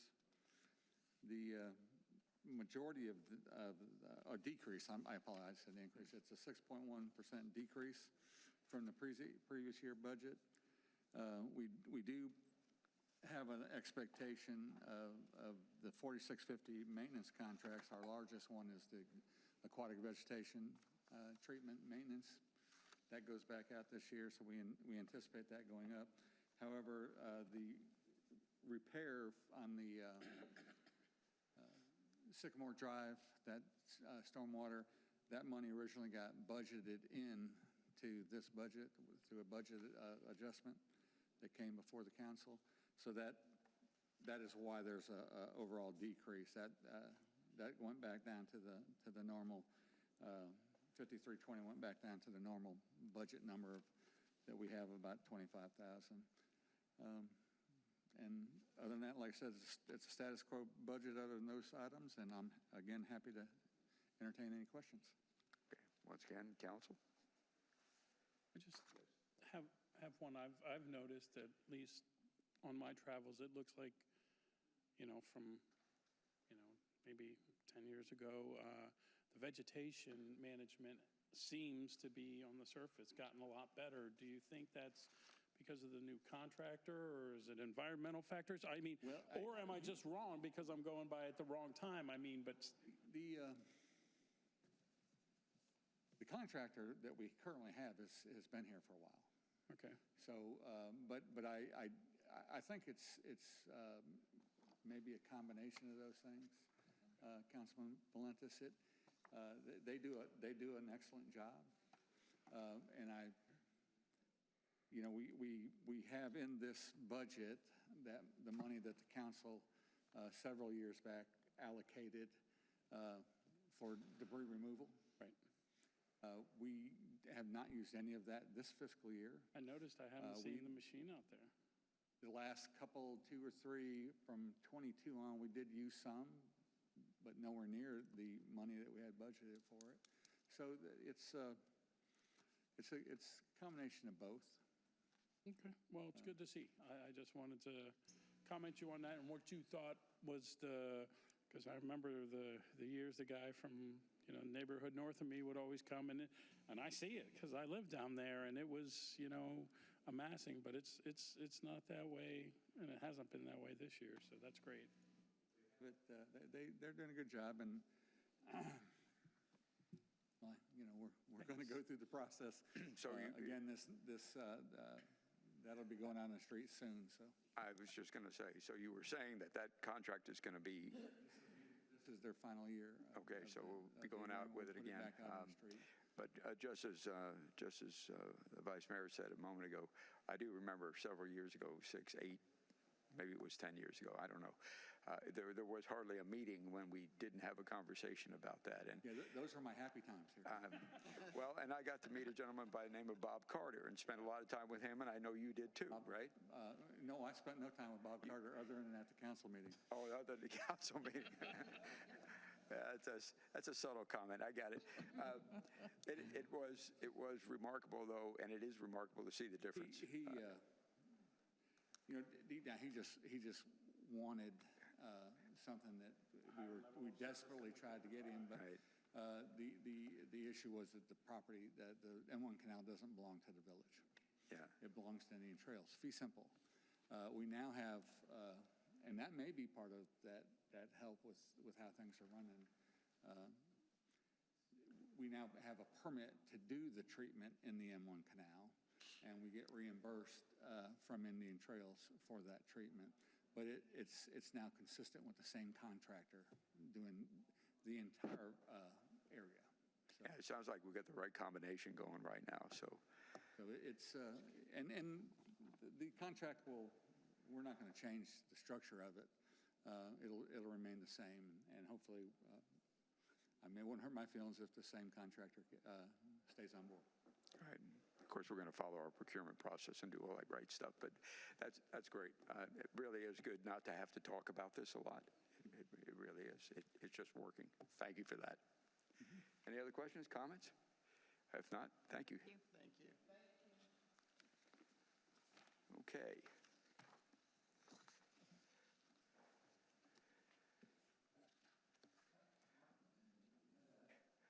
So for $20, I get what?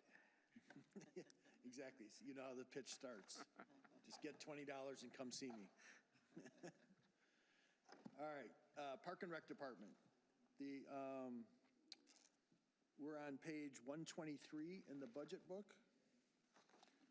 The overall expense budget increase is controlled at 4% from last year, or our current year, into next year, primarily because we're maintaining the same staffing levels and same levels of service in both the Parks Department and in the Rec Department. The biggest piece of our cost is payroll. So we've got that in the Parks Department portion of the budget, 65% of the cost is directly related to payroll. In the Recreation and Cultural Center, which also includes the Sporting Center and all of our special events, it's 60%, the cost is payroll. And probably the biggest reason why we're able to control our costs is we are in the middle of our contracts for a lot of contractual services that we use for park maintenance and custodial services, which those are capped at 3% increases going into the next year. We will continue to seek grants, whether they be for capital projects related to our parks and or operating programs such as cultural arts. I know we're in the midst right now of applying for another grant for next year in that arena with our grant consultants.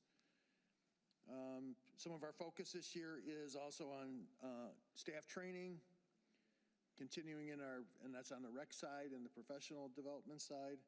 And then on the park side, we'll continue our efforts to the bathrooms being clean, our sidewalks being cleaned, which we've got a good start going this year, and we'll continue that into next year. Obviously, the biggest challenge we have in front of us moving forward is when we get into the middle of our rec center expansion project. So our goal is to continue with all of our programs, whether we got to relocate them into the Sporting Center, Cultural Center, or Cypress Hall. We want to try to keep those going and as uninterrupted as possible. We'll also have to probably utilize the school with our interlocal agreement for some use of the gym. Primarily, probably Crestwood Middle School would be the focus there. So that being said, before I get on to answering any questions that we did, 4th of July was great to see all you out there. It's a great community event. We escaped any weather issues. And the mayor's golf outing this year, we did raise right about $3,000. All right. So, and we had never scratched anywhere close to a few $100s in the mayor's golf outing. So, so the golf outing was full, and we got some additional sponsors, and we did a little bit of our own efforts right there on the second hole with the mayor. So, I think that was probably the major factor in the whole thing. And it was your sales pitch, actually, that did it. Because I didn't understand the whole process, quite frankly. So anyway, well, that's great, $3,000. There's 3 scholarships right there. Correct. Fantastic. Thank you for that. So any questions? I'm ready to fire away. Council? Just comments. Great job on 4th of July. I thought like you said, the weather was great and the event was wonderful. So keep up the good work. It was great. Thank you. All right. Okay. Event, I invited a lot of people and they actually came. I mean, it was just, they are amazed at how well the event went and what a great job you and your staff have done. And actually, one of my friends I was telling you about, Ray, she's moving here. Oh, good. She's not going to go to Georgia. She's moving to Royal Palm. Awesome. Good. Let me just add to that comment Makes me call home. that those events really do create a magnetic pull. They really do. I had a young man come up to me who is from Philadelphia, and he was just down here visiting, and his comment, he went on and on about what a great American hometown kind of a thing. Just look around. And you guys have a fantastic thing going here. Well, you provide the framework, you provide the mechanism to actually experience that and put it on display. I mean, it's perfect, and so keep up the great work. We just got to figure out how to keep affording all the great work. That's all. Very good. All right, thank you. Thank you.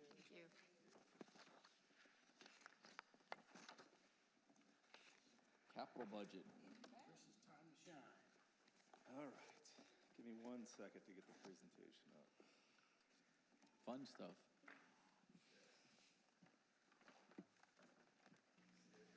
For last.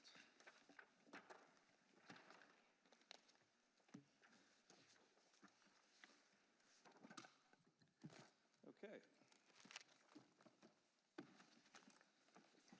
I am pleased to present the fiscal years 2026 to 2030 capital improvement program.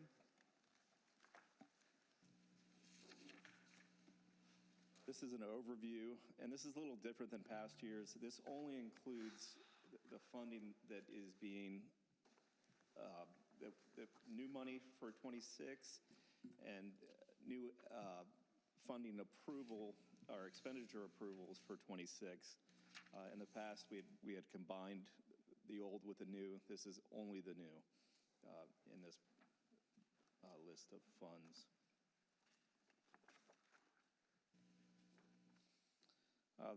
The first fund is the Recreational Facilities Fund. The available funding includes new revenues, transfers, and available fund balance after deducting, accounts for contributions received from all sources for the acquisition, improvement, expansion, or implementation of parks and recreation facilities. The only current project in this is the Southern Boulevard Park. That has been pushed out to the 2030. And the reason for that is we're waiting for funding to come in from impact fees from the Tuttle development. And obviously, it's in the budget to look for opportunities for grant funding. So this will hang out there for a while we get funding from the new developments around the village. And at sometime in the future, we will move forward with the construction of that park. The next fund is the Community Beautification Fund. Accounts for contributions received from local developers to enhance the aesthetic landscape and visual perception of the village. And the Okeechobee entry feature, what this project is to add some landscaping on the hill to kind of break up that giant green space there, and we have hired a consultant.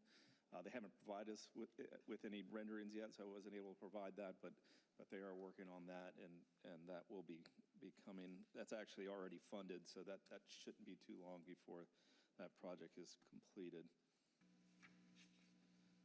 And then the next fund is ARPA, which is going to be going away. This is our last year of seeing ARPA funds. So what you're seeing in there is a transfer to police services and a transfer into the general fund. The next fund is Impact Fee Fund 301. The fund was established to collect impact fees on all new construction activity in the village and pay for new capital facilities related to new development. These fees are levied for roads, public parks, public buildings, law enforcement, and fire rescue.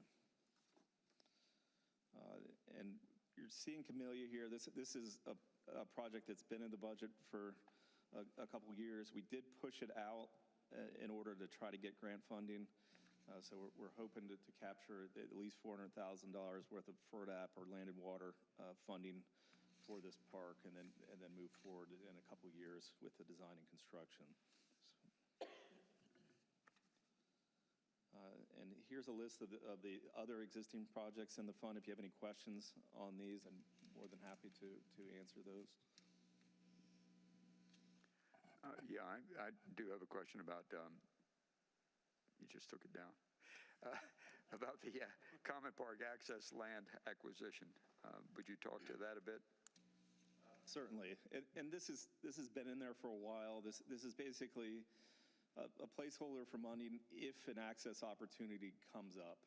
If there were a willing seller, willing buyer out there for one of our identified access points, which we have identified in our comprehensive bicycle and pedestrian plan, which is on our website. We've had strategic access points to commons, not only to make it easier to get to commons, but for our overall pedestrian bicycle plan, that it creates shortcuts.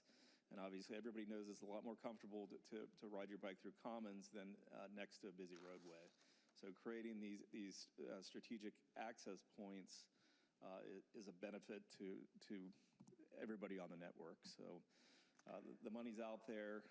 If something were to come up, then we'd be able to move forward with that quickly because we already have it funded. So. And that is impact fee funded? Correct. And the money is available. Doesn't have any effect on our general fund or any... excuse me? General fund or operating or anything else, right? This is funded out of impact all right. fees. And because one of the things I mentioned when we were talking is that exiting the park after 4th of July was so much less painful than it's ever been before. So I think as we figured out a number of things, we may have figured that out. And for me, that was always a primary reason because it was such a nightmare getting out of the park after 4th of July that, the one entrance, one exit is what it is kind of a thing, right? But apparently we've come up with a combination of things that have made that far less of a problem. In fact, I think the captain said that the entire park had been completely emptied in 45 minutes. Whoa. It took me 15 minutes to get from the parking lot to Royal Palm Beach Boulevard. In the past, it's been a half an hour or 45 minutes. So congratulations on the bits and pieces that came together to make that actually work. So. And remember, these access points also double as emergency access points if something were to go wrong within the park. It creates other outlets and access points for emergency response to get into there. So it's all right. That's good. Anybody have any other comments or questions about that? Or any of the others on there? Okay. Moving to another fund that's going to be sunsetting in December of this year, the local discretionary sales surtax fund. This fund was established to use the voted additional 1% sales tax for various restricted construction projects and capital equipment purchases undertaken by the village that are not included in the capital improvement fund. And this is this is the big one. This is the next big project for us. We're excited about it. We were speaking to it earlier. If you look at this picture, what's outlined in red is going to be the new portion of the building. It's a little over 25,000 square feet that we're going to be adding to it. There's going to be a new kitchen, another whole new gym with connections between the two gyms, a new gymnasium, a larger gym with locker room and showers, additional restrooms, a whole nother wing, which is going to be unique. Currently, we're capped at, for the large space, at 150 people that could come as a group gathering in the facility. And this is a change from the previous design, is we combined that whole where you could open it up and you get about 4,100 square feet, which will accommodate about 200 people in there. So that will create the ability to have larger events in those spaces. With this new consultant, you talked about some of the good with that, because you bring these consultants on and they interact with both the construction side of it and the designers. They evaluated how we were proposing to build the new gym, and they said, hey, you have an existing wall that was designed at a under different codes.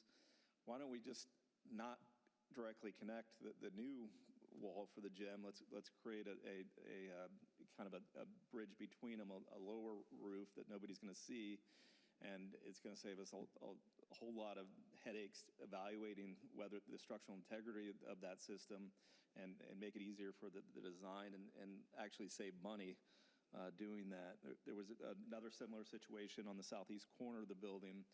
The shed-style roof was extended back further into the area between the existing flat roof of the building and what was being proposed. And they said, hey, that's going to be difficult, one, to construct because of that interaction between the shed-style roof and the existing flat roof. And it's not really going to give you anything as it relates from an aesthetic standpoint, because nobody could see that from the road. That you have a wooded area to the south of that, so let's make that adjustment. Also in the daycare facility, there was a desire to have a mop sink in that section. In the event we wanted to outsource janitorial services, it would allow that wing to have its own completely self-serve that area. And then at the same time, we improved the restrooms to better cater to the daycare, the children, obviously adjusting the size of the toilets and then making it fully ADA accessible. And we also added an office kind of to that corridor between the main building and this wing, where the director of the school could check children in there and have a space. Let's see, what else did we do? And we did make some modifications to the locker room shower area. We isolated that, so you had to have a gym membership in order to get to the showers, so we didn't have a situation where the homeless decided to use our facilities for showering. So that was the major changes that you're seeing come forward with that. As it relates to the timing, so right now we are, Mitty and I really thank Mitty.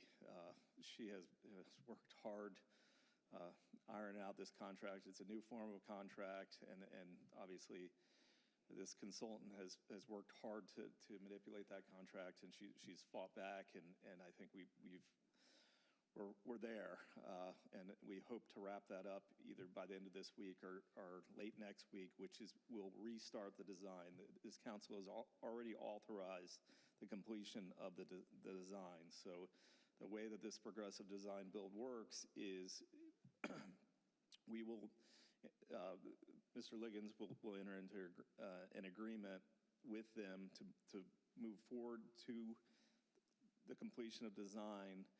And then at the completion of the design, this company will reach out to, and they will get actual bids from their contractors and then come to us with a guaranteed maximum price at that time. And then we would bring that guaranteed maximum price back to you guys for approval, and that would immediately kick off construction. At that point, we would have our permits in hand. As soon as council gave the approval, they begin construction. And obviously, they'll have all their ducks in a row as it relates to procurement. They'll know what their long lead items are well in advance. So it gives us a huge advantage on time. Things like electrical switchgear could be lead times of a year right now. So if you could imagine having them knowing they need that on day one, they could buy it as soon as we enter into an agreement. And then we know we're going to get it when we need it in the project, versus in the traditional method, you know, you get the award and sometimes it could be 2-3 months before you're actually under agreement and they can't start buying things. So there's a big time savings as it relates to that.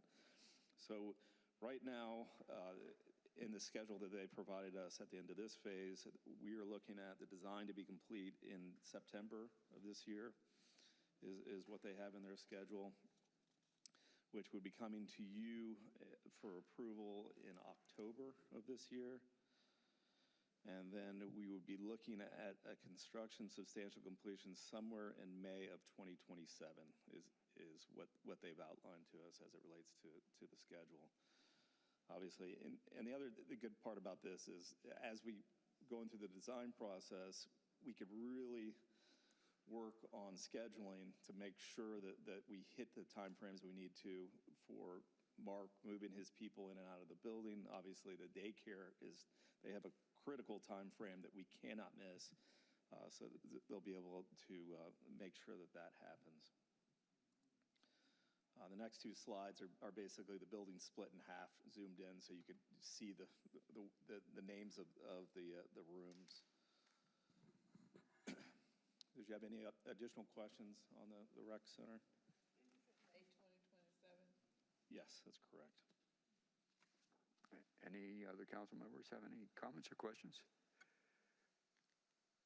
Well, I'm just tell you that first of all, it sounds like this is a well-informed process. I mean, I hear you talking about the real world of trying to provide the kind of additional capabilities that we felt were needed in the first place, but talking about the specifics, everything from childcare to the seniors not having enough room. We got standing room only kinds of events in there right now, and that gives me a lot of comfort and confidence that that the requirements are well known, and the design approach makes sense to me also. And most importantly, I love a phrase like guaranteed maximum price. Kinda. It really, even if it's a little hard. There are things in this agreement that allow to raise that ceiling, but. Okay. But again, the timing impact too, because again, you have so many things. That's kind of like changing a tire on a moving car, right? As you're trying to continue operations, which is so important to us of our rec center, while doing this, which basically shuts down pieces and moving them around. For our Parks and Rec folks, they have got to be able to count on a schedule so that they can predict and put programs out there. So you guys are working really well together. I want to compliment you on this work. I'm excited about it. I'm not sure if I feel good or bad about the school district using it. George's still out on that.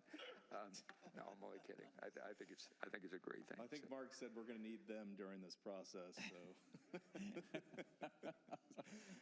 you know, one of the things that when they separated the two gyms, I mean, it looked like they should have been built together, but when they separated and put a flat roof between them, now they're able to get windows on all four of those long sides, which will let a lot more natural light in there than we're getting in our current gym. And then obviously with the new one, it'll be very nice. Again, a well thought through design and yeah, they're actually going to cut windows into the existing gym. So.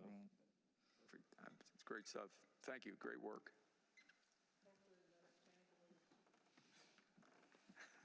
crossed. No, this Spoken like- process is designed to minimize those. Yeah, okay. All right, this one, most of you have seen this before. We worked hard to get this fountain going again. We actually tried it several different ways where we bid it out without a design. We did a full design, a partial design for pieces of it, and then we found that there were some significant broken pieces in the middle because tree roots had grown into the drainage pipes between the equipment and the fountain itself. So then we went out for kind of a design build. We brought that design build price back to council. They did not like the cost associated with it. They looked at the fact that Commons is literally right next door to this, and it has a great fountain there. So, is this really even the right place to have the fountain, the splash pad anymore, since we have the Commons one right next to it? If you're going to bring it back, maybe it would be in a different facility on the other side of town. So those people had it closer to them. So long story short, what we're looking at doing is basically just making the underground infrastructure that's there safe. There's existing vaults out there, there's pipes, there's electrical conduit and wiring. So this project would basically safe up all of those facilities and then repurpose this space. We're under contract with Cutler Herring to come up with a concept to leave it in place and make it look like it's on purpose without spending a lot of cash. Because it still is a nice feature if you go out there, maybe refurbish maybe not the gators, maybe we'd just get rid of the gators. But no, I'm just kidding. Guys can't help yourselves. No. The gators actually look nice. There's a couple chip pieces, so we think we can make it look like it's on purpose, look nice, and that's what this project is about. Did you have any questions concerning that? Any questions from council? No? I don't know if you remember, but it was $1 million. Yeah, To put in, it's expensive. And they're very expensive to operate, and the equipment doesn't last a very long period of time. So, Well, that construction activity, repair activity in Veterans Park is almost as continuous as I-95 construction activity. it is a tight park with a lot in it, and beautiful big trees. They have their drawbacks as it relates to what the roots do to it. That looks like a good solution.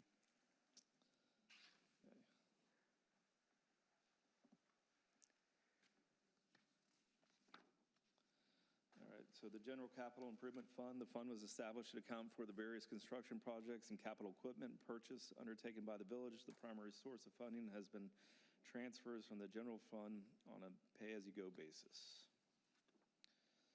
The first project is the pavement condition survey. We try to do these about every 5 years. What this involves is just like kind of like the Google trucks, but a little bit different, where these look at the surface of your pavement. They see every single tiny crack in your pavement, and they use that computer software to evaluate the condition of your pavement, find your trouble areas. It also documents the condition of your pavement as of that date, which is important for FEMA. If we were to have an event where large sections of pavement get damaged, they want to see what it looked like before the storm hit. And we actually had that scenario on Royal Palm Beach Boulevard where we had large sections of the road damaged from the storm. They're like, what type of photos do you have to prove that this wasn't pre-existing damage? We didn't have good photos of it, so we didn't get any reimbursement from FEMA. So this at least puts us in the ballpark to show them what exactly the condition was at this point. So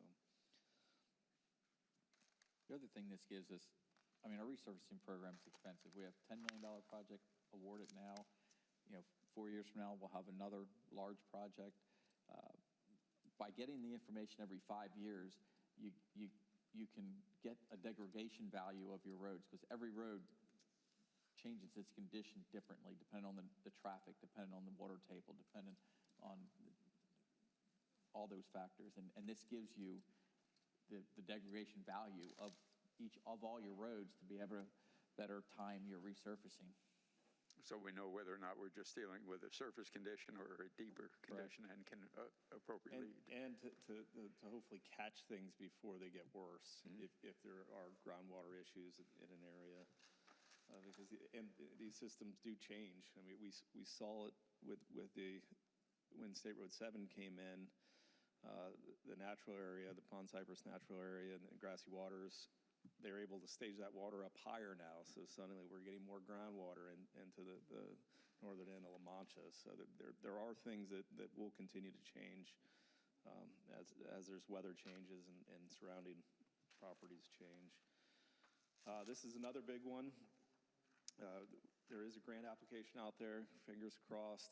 We were close to getting it before, it got vetoed, so we're at it again. This is, if Mark wants to come out and talk about it, he is adamant that this is the way to go. The county's currently doing, I believe, 20 fields right now they're converting to the turf field. He did have conversations with Wellington. They are happy with the fields that they converted, and there's more fields that they plan on converting. It allows, obviously, almost unlimited play on these fields. Clearly, you're not having to mow these. There is maintenance associated with it. It's not completely free as it relates to that, but there are a lot of benefits to having these type of fields. So one of the things we talked about was the offset that you experience of O&M maintenance of a natural grass field as opposed to the maintenance of a operation and maintenance of a artificial turf. As you were saying, there is no free lunch, so there is some maintenance that will have to be performed. Be good to know what the delta is between those, and in the wonderful world of economics, a break-even point. So $3.5 million, how long is it going to take us to recover that by the savings? Not necessarily it's a good piece of additional information. So I don't know if you have any of that.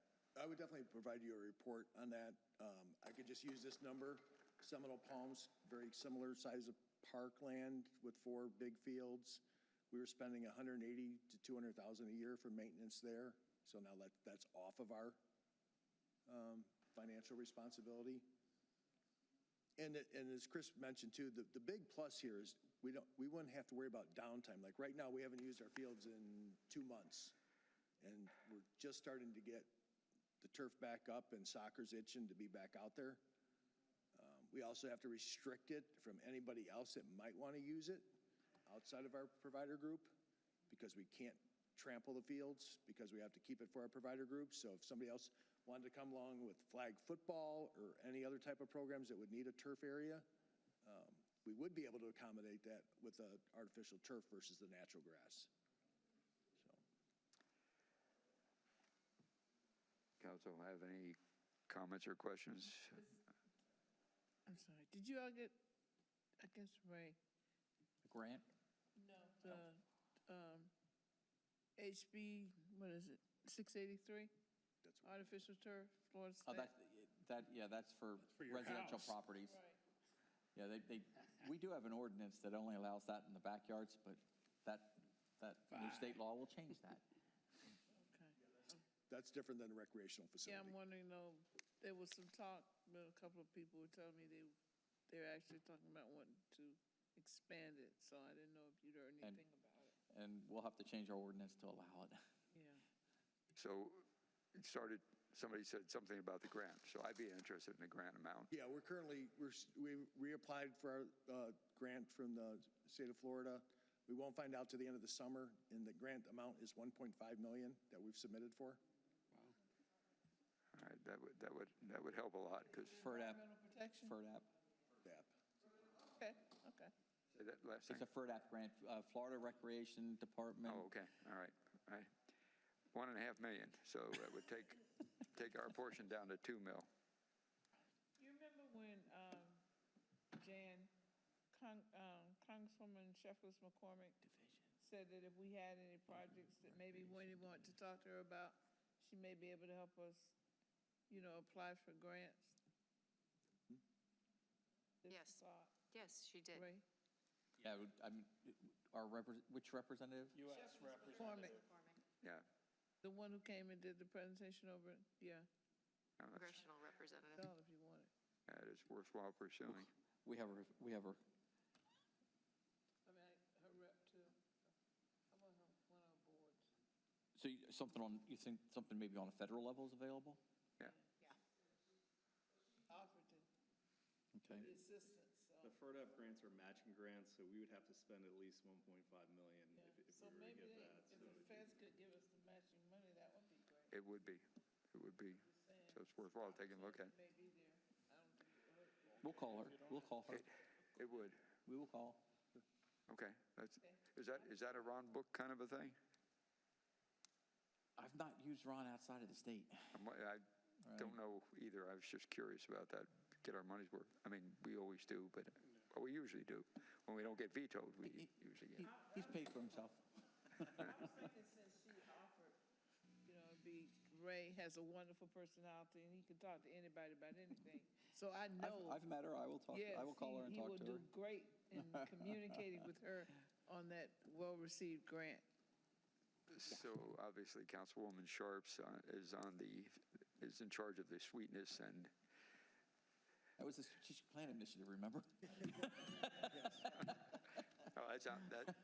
That's a lot of money. It really, really is. And I'm glad that you're talking with folks that have actually had experience with it, because no free lunch means some kind of maintenance takes place there. And it's a lot of money. The continuous use, very, very appealing. No doubt about it. Okay. Any other questions, comments? Thank you. Okay, good. There's two major costs. Obviously, initial install, maintenance compared to what we're doing, and then reinstall. I don't know if these are something. I don't know what the time frame is on these. I'm not sure it's much more than 10 years, but I don't know that. That's what we need to figure out. A life cycle is like 10 years, and we've got to go back and do it again. Speaking to Mark, he said it's guaranteed for 15, right? Guaranteed for 15? 15, and The fields would have a 15-year lifespan. But 15. The reality is, we're probably going to get 20 years out of it. So when they put these fields in, like in a school's using it for gym class all day long, 5 days a week, plus at night and on the weekends. Well, we're not using it all day long. We're only using it at nights and weekends. So our use isn't the same as intense as a school using it. So it's likely that it would last longer. Correct. Okay. All right. Thank you. If there are no other questions, we can move on to the next SIP item. The putting greens. The type of grass they use on the putting greens is very expensive. This would, in lieu of, and they're up for replacement right now, the existing grass. Every so often you have to replace it.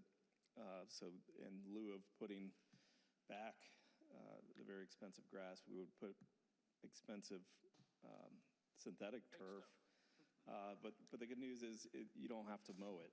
So, and that is a big expense when it comes to a putting green, because you have to mow them every day in order to maintain that putting green surface. So that there will be a big savings on maintenance. And obviously, the difference between bringing the real grass in and the artificial is I think it's about $100,000. So it's not a huge cost difference initially, and you would make that up pretty quickly. Get their break even pretty quick on that. Okay.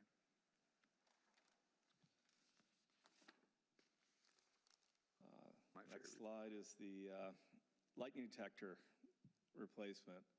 So in Florida, we get 1.2 million lightning strikes per year on average. So these things are good. They could be annoying at times. I have one pretty close to my house that I could hear. But the good news is when my daughter's in the pool, I could hear it, and it immediately uses a tool to get her out of it. So I think they are a good thing, but they're in need of replacement. So that's what this project is about. This is kind of a village-wide parks. There's a lot of areas where tree roots have lifted sidewalks. There's a lot of areas that just generally need to be repaired. So this would be kind of a larger project to figure out where all these areas are, bid it out, and then have a contractor come in and do it all at once, which will be more efficient and should reduce the costs, and obviously bring us into ADA compliance and eliminate the tripping hazards that the routes have created. So how'd you come up with the 300,000? That was Mark's number. I think it was a ballpark number. All right. I'm just curious as to how you would. He didn't volunteer to come out, I noticed. Where is he? It's like going home now. He ought to just stay out here.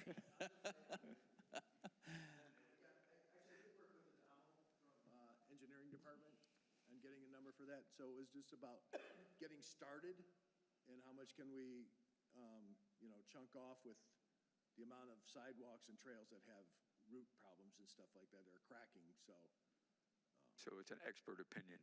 Correct. Yeah. So he gave me like a linear footage cost replacement. So Okay. All right. That's good. Thank I you. think so we're gonna go to the worst areas first. It looks like you got pictures of a couple of them. Yeah. And that's pretty common in a lot of the parks. Okay, great. Thank you.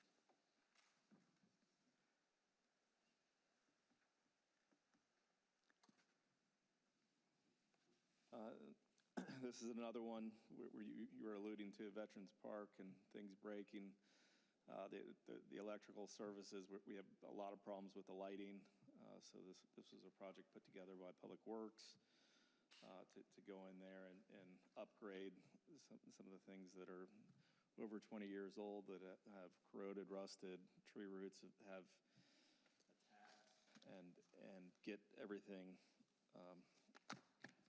in good condition. So,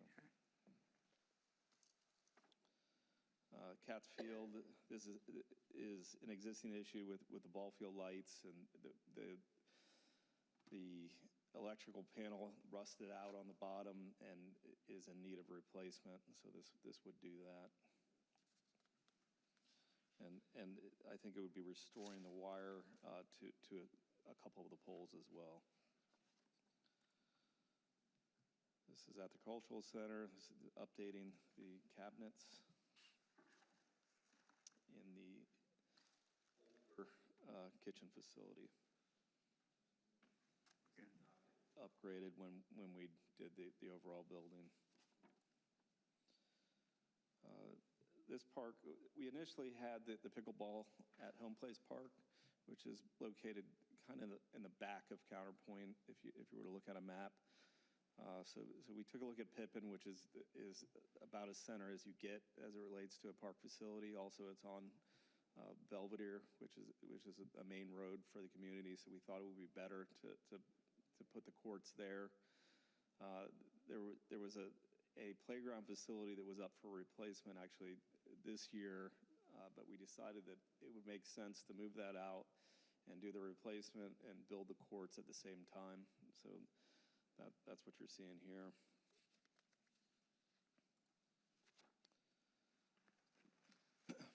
This is back to Commons Park. At the driving range, sometimes golfers aren't that good that go out there, and they they hit balls to the right, which unfortunately there is a walking path there. So this will protect the people walking on the path from getting hit by one of those errant shots. But as you can see, it's not that pretty, but does provide the protection to those pedestrians. This is a pretty big one. What this is in the Colony, when we redid Royal Palm Beach Boulevard, I think back in 2003, we assumed the maintenance of kind of these swale areas. We planted big trees. We installed irrigation. We even provided the residents with new mailboxes. Because it's such a small area, it's expensive for us to mow those areas and maintain the irrigation. So what we're looking to do is return that maintenance responsibility back to the individual residents, which is pretty insignificant. If you're mowing your grass, to pick that narrow strip up in front of your house, we don't think it is a big issue. We would continue to maintain the trees to keep that beautiful canopy on Royal Palm Beach Boulevard. So that maintenance responsibility would still be ours. We would look to create a way for the residents to tie in, cut apart the existing irrigation system and create tie-in points for the individual residents to tie in the irrigation. So we would assume that responsibility to get them where they had irrigation in those areas. And then we would turn the maintenance responsibility for both the mailbox and the sod in those areas over to the residents after we completed the project.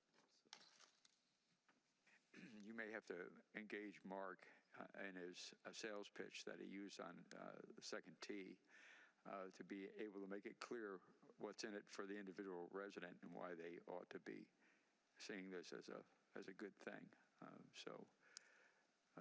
That's going to take, I think, a little work. The initial reaction, I know if I was living there, would be, well, why should I pick up the additional responsibility? I already pay my taxes and on kind of a thing, right? So just give you that as something to consider in going forward with this. I mentioned this was a public works project.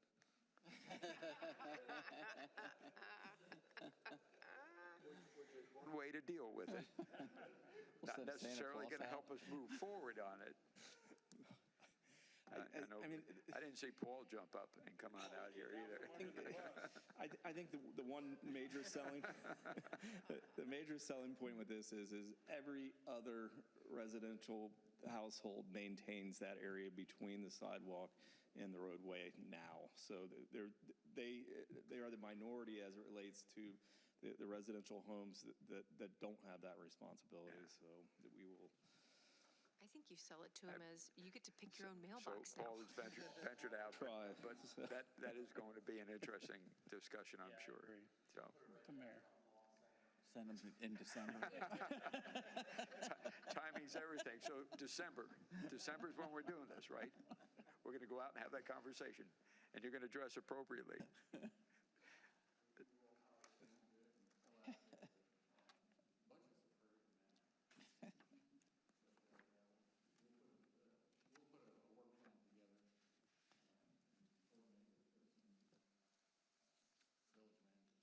Okay. All right. It's going to be an interesting interaction, I'm sure. Thank you. I think most residents will get it, so hopefully. The next project, this is a 2028 project, but I did want to put it in there. Everybody likes to see when the next round of resurfacing is going to happen. And we also have a map on our website where you can see when every single road is estimated to be resurfaced. So I'll walk through these slides. And that carryover amount that you're seeing is from the current project. If you notice that there's an XXRR designation, we used to put years in there.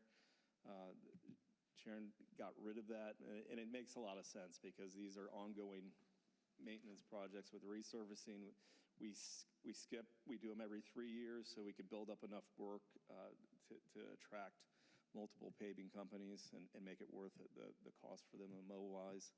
But I did want to put these in there so everybody could see what's coming.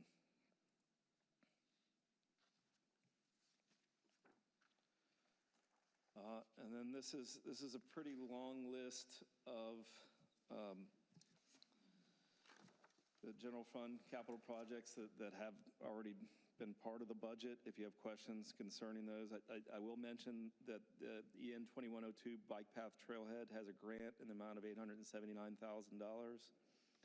which is a LAP grant that we got through the TPA process. And then EN 2302, the ADA Improvements Project, there's a grant in the amount of $671,000, which is also a LAP project. Excellent.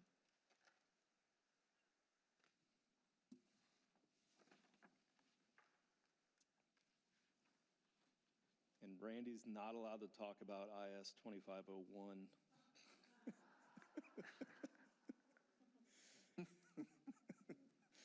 That's the ERP project that he brought up in his budgeting. And, Okay. and honestly, that is an exciting process, I think, for all of us. We've been in the AS 400 green screen world for a very long time, and we're looking forward to a change as it relates to that.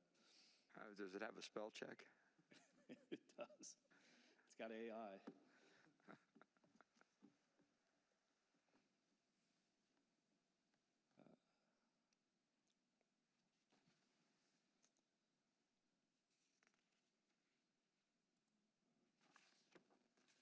Very good. Okay. So on this slide, the State Road 80 decorative street light pole rehab.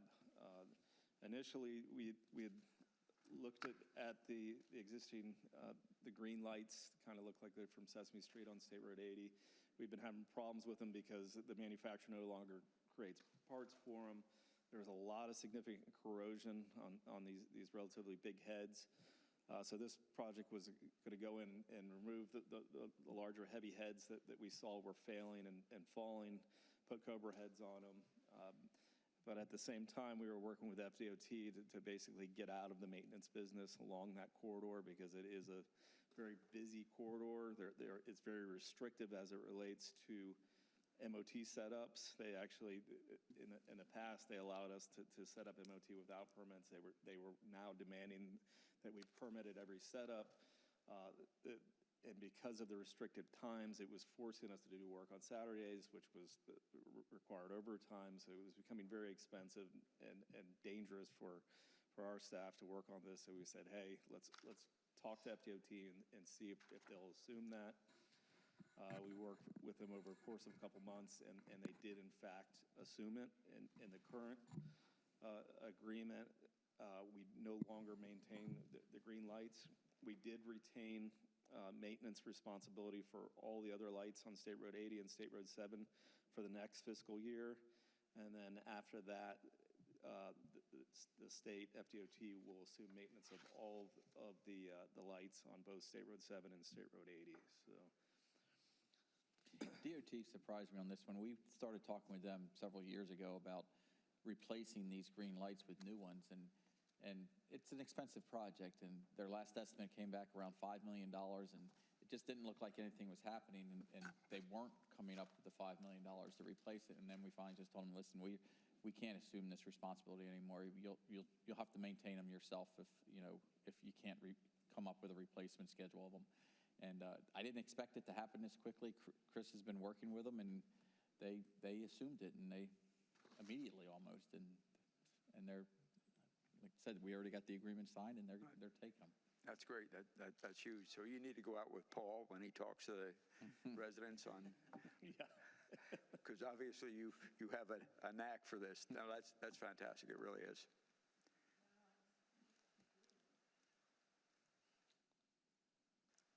Anything on this slide? Going once. And it brings us to our final fund. Love that The picture. Stormwater Capital Improvement Fund 408. The fund was established to account for capital projects in the Stormwater Utility Fund. And these are the projects that they've already been in the capital budget. There is some new money in SW 2502 that was actually planned over the course of the 5 years for stormwater pipe repair and replacement to get us out there and start cameraing the older stormwater pipes and proactively make replacements. Speaking of grants, the canal SW 2503, that was a CBIR grant that we got through Ron Book's office. For $500,000, $250,000 of that is our funding. They're the ones that we just lost. No, there were two that we lost for the stormwater drain outfall replacement and the stormwater pipe repair. We had those, and then the governor vetoed them for those two. But the canal system dredging, we actually did get that. So. Which one, the outfall and what else? The storm drain outfall replacement and stormwater pipe repair and replacement.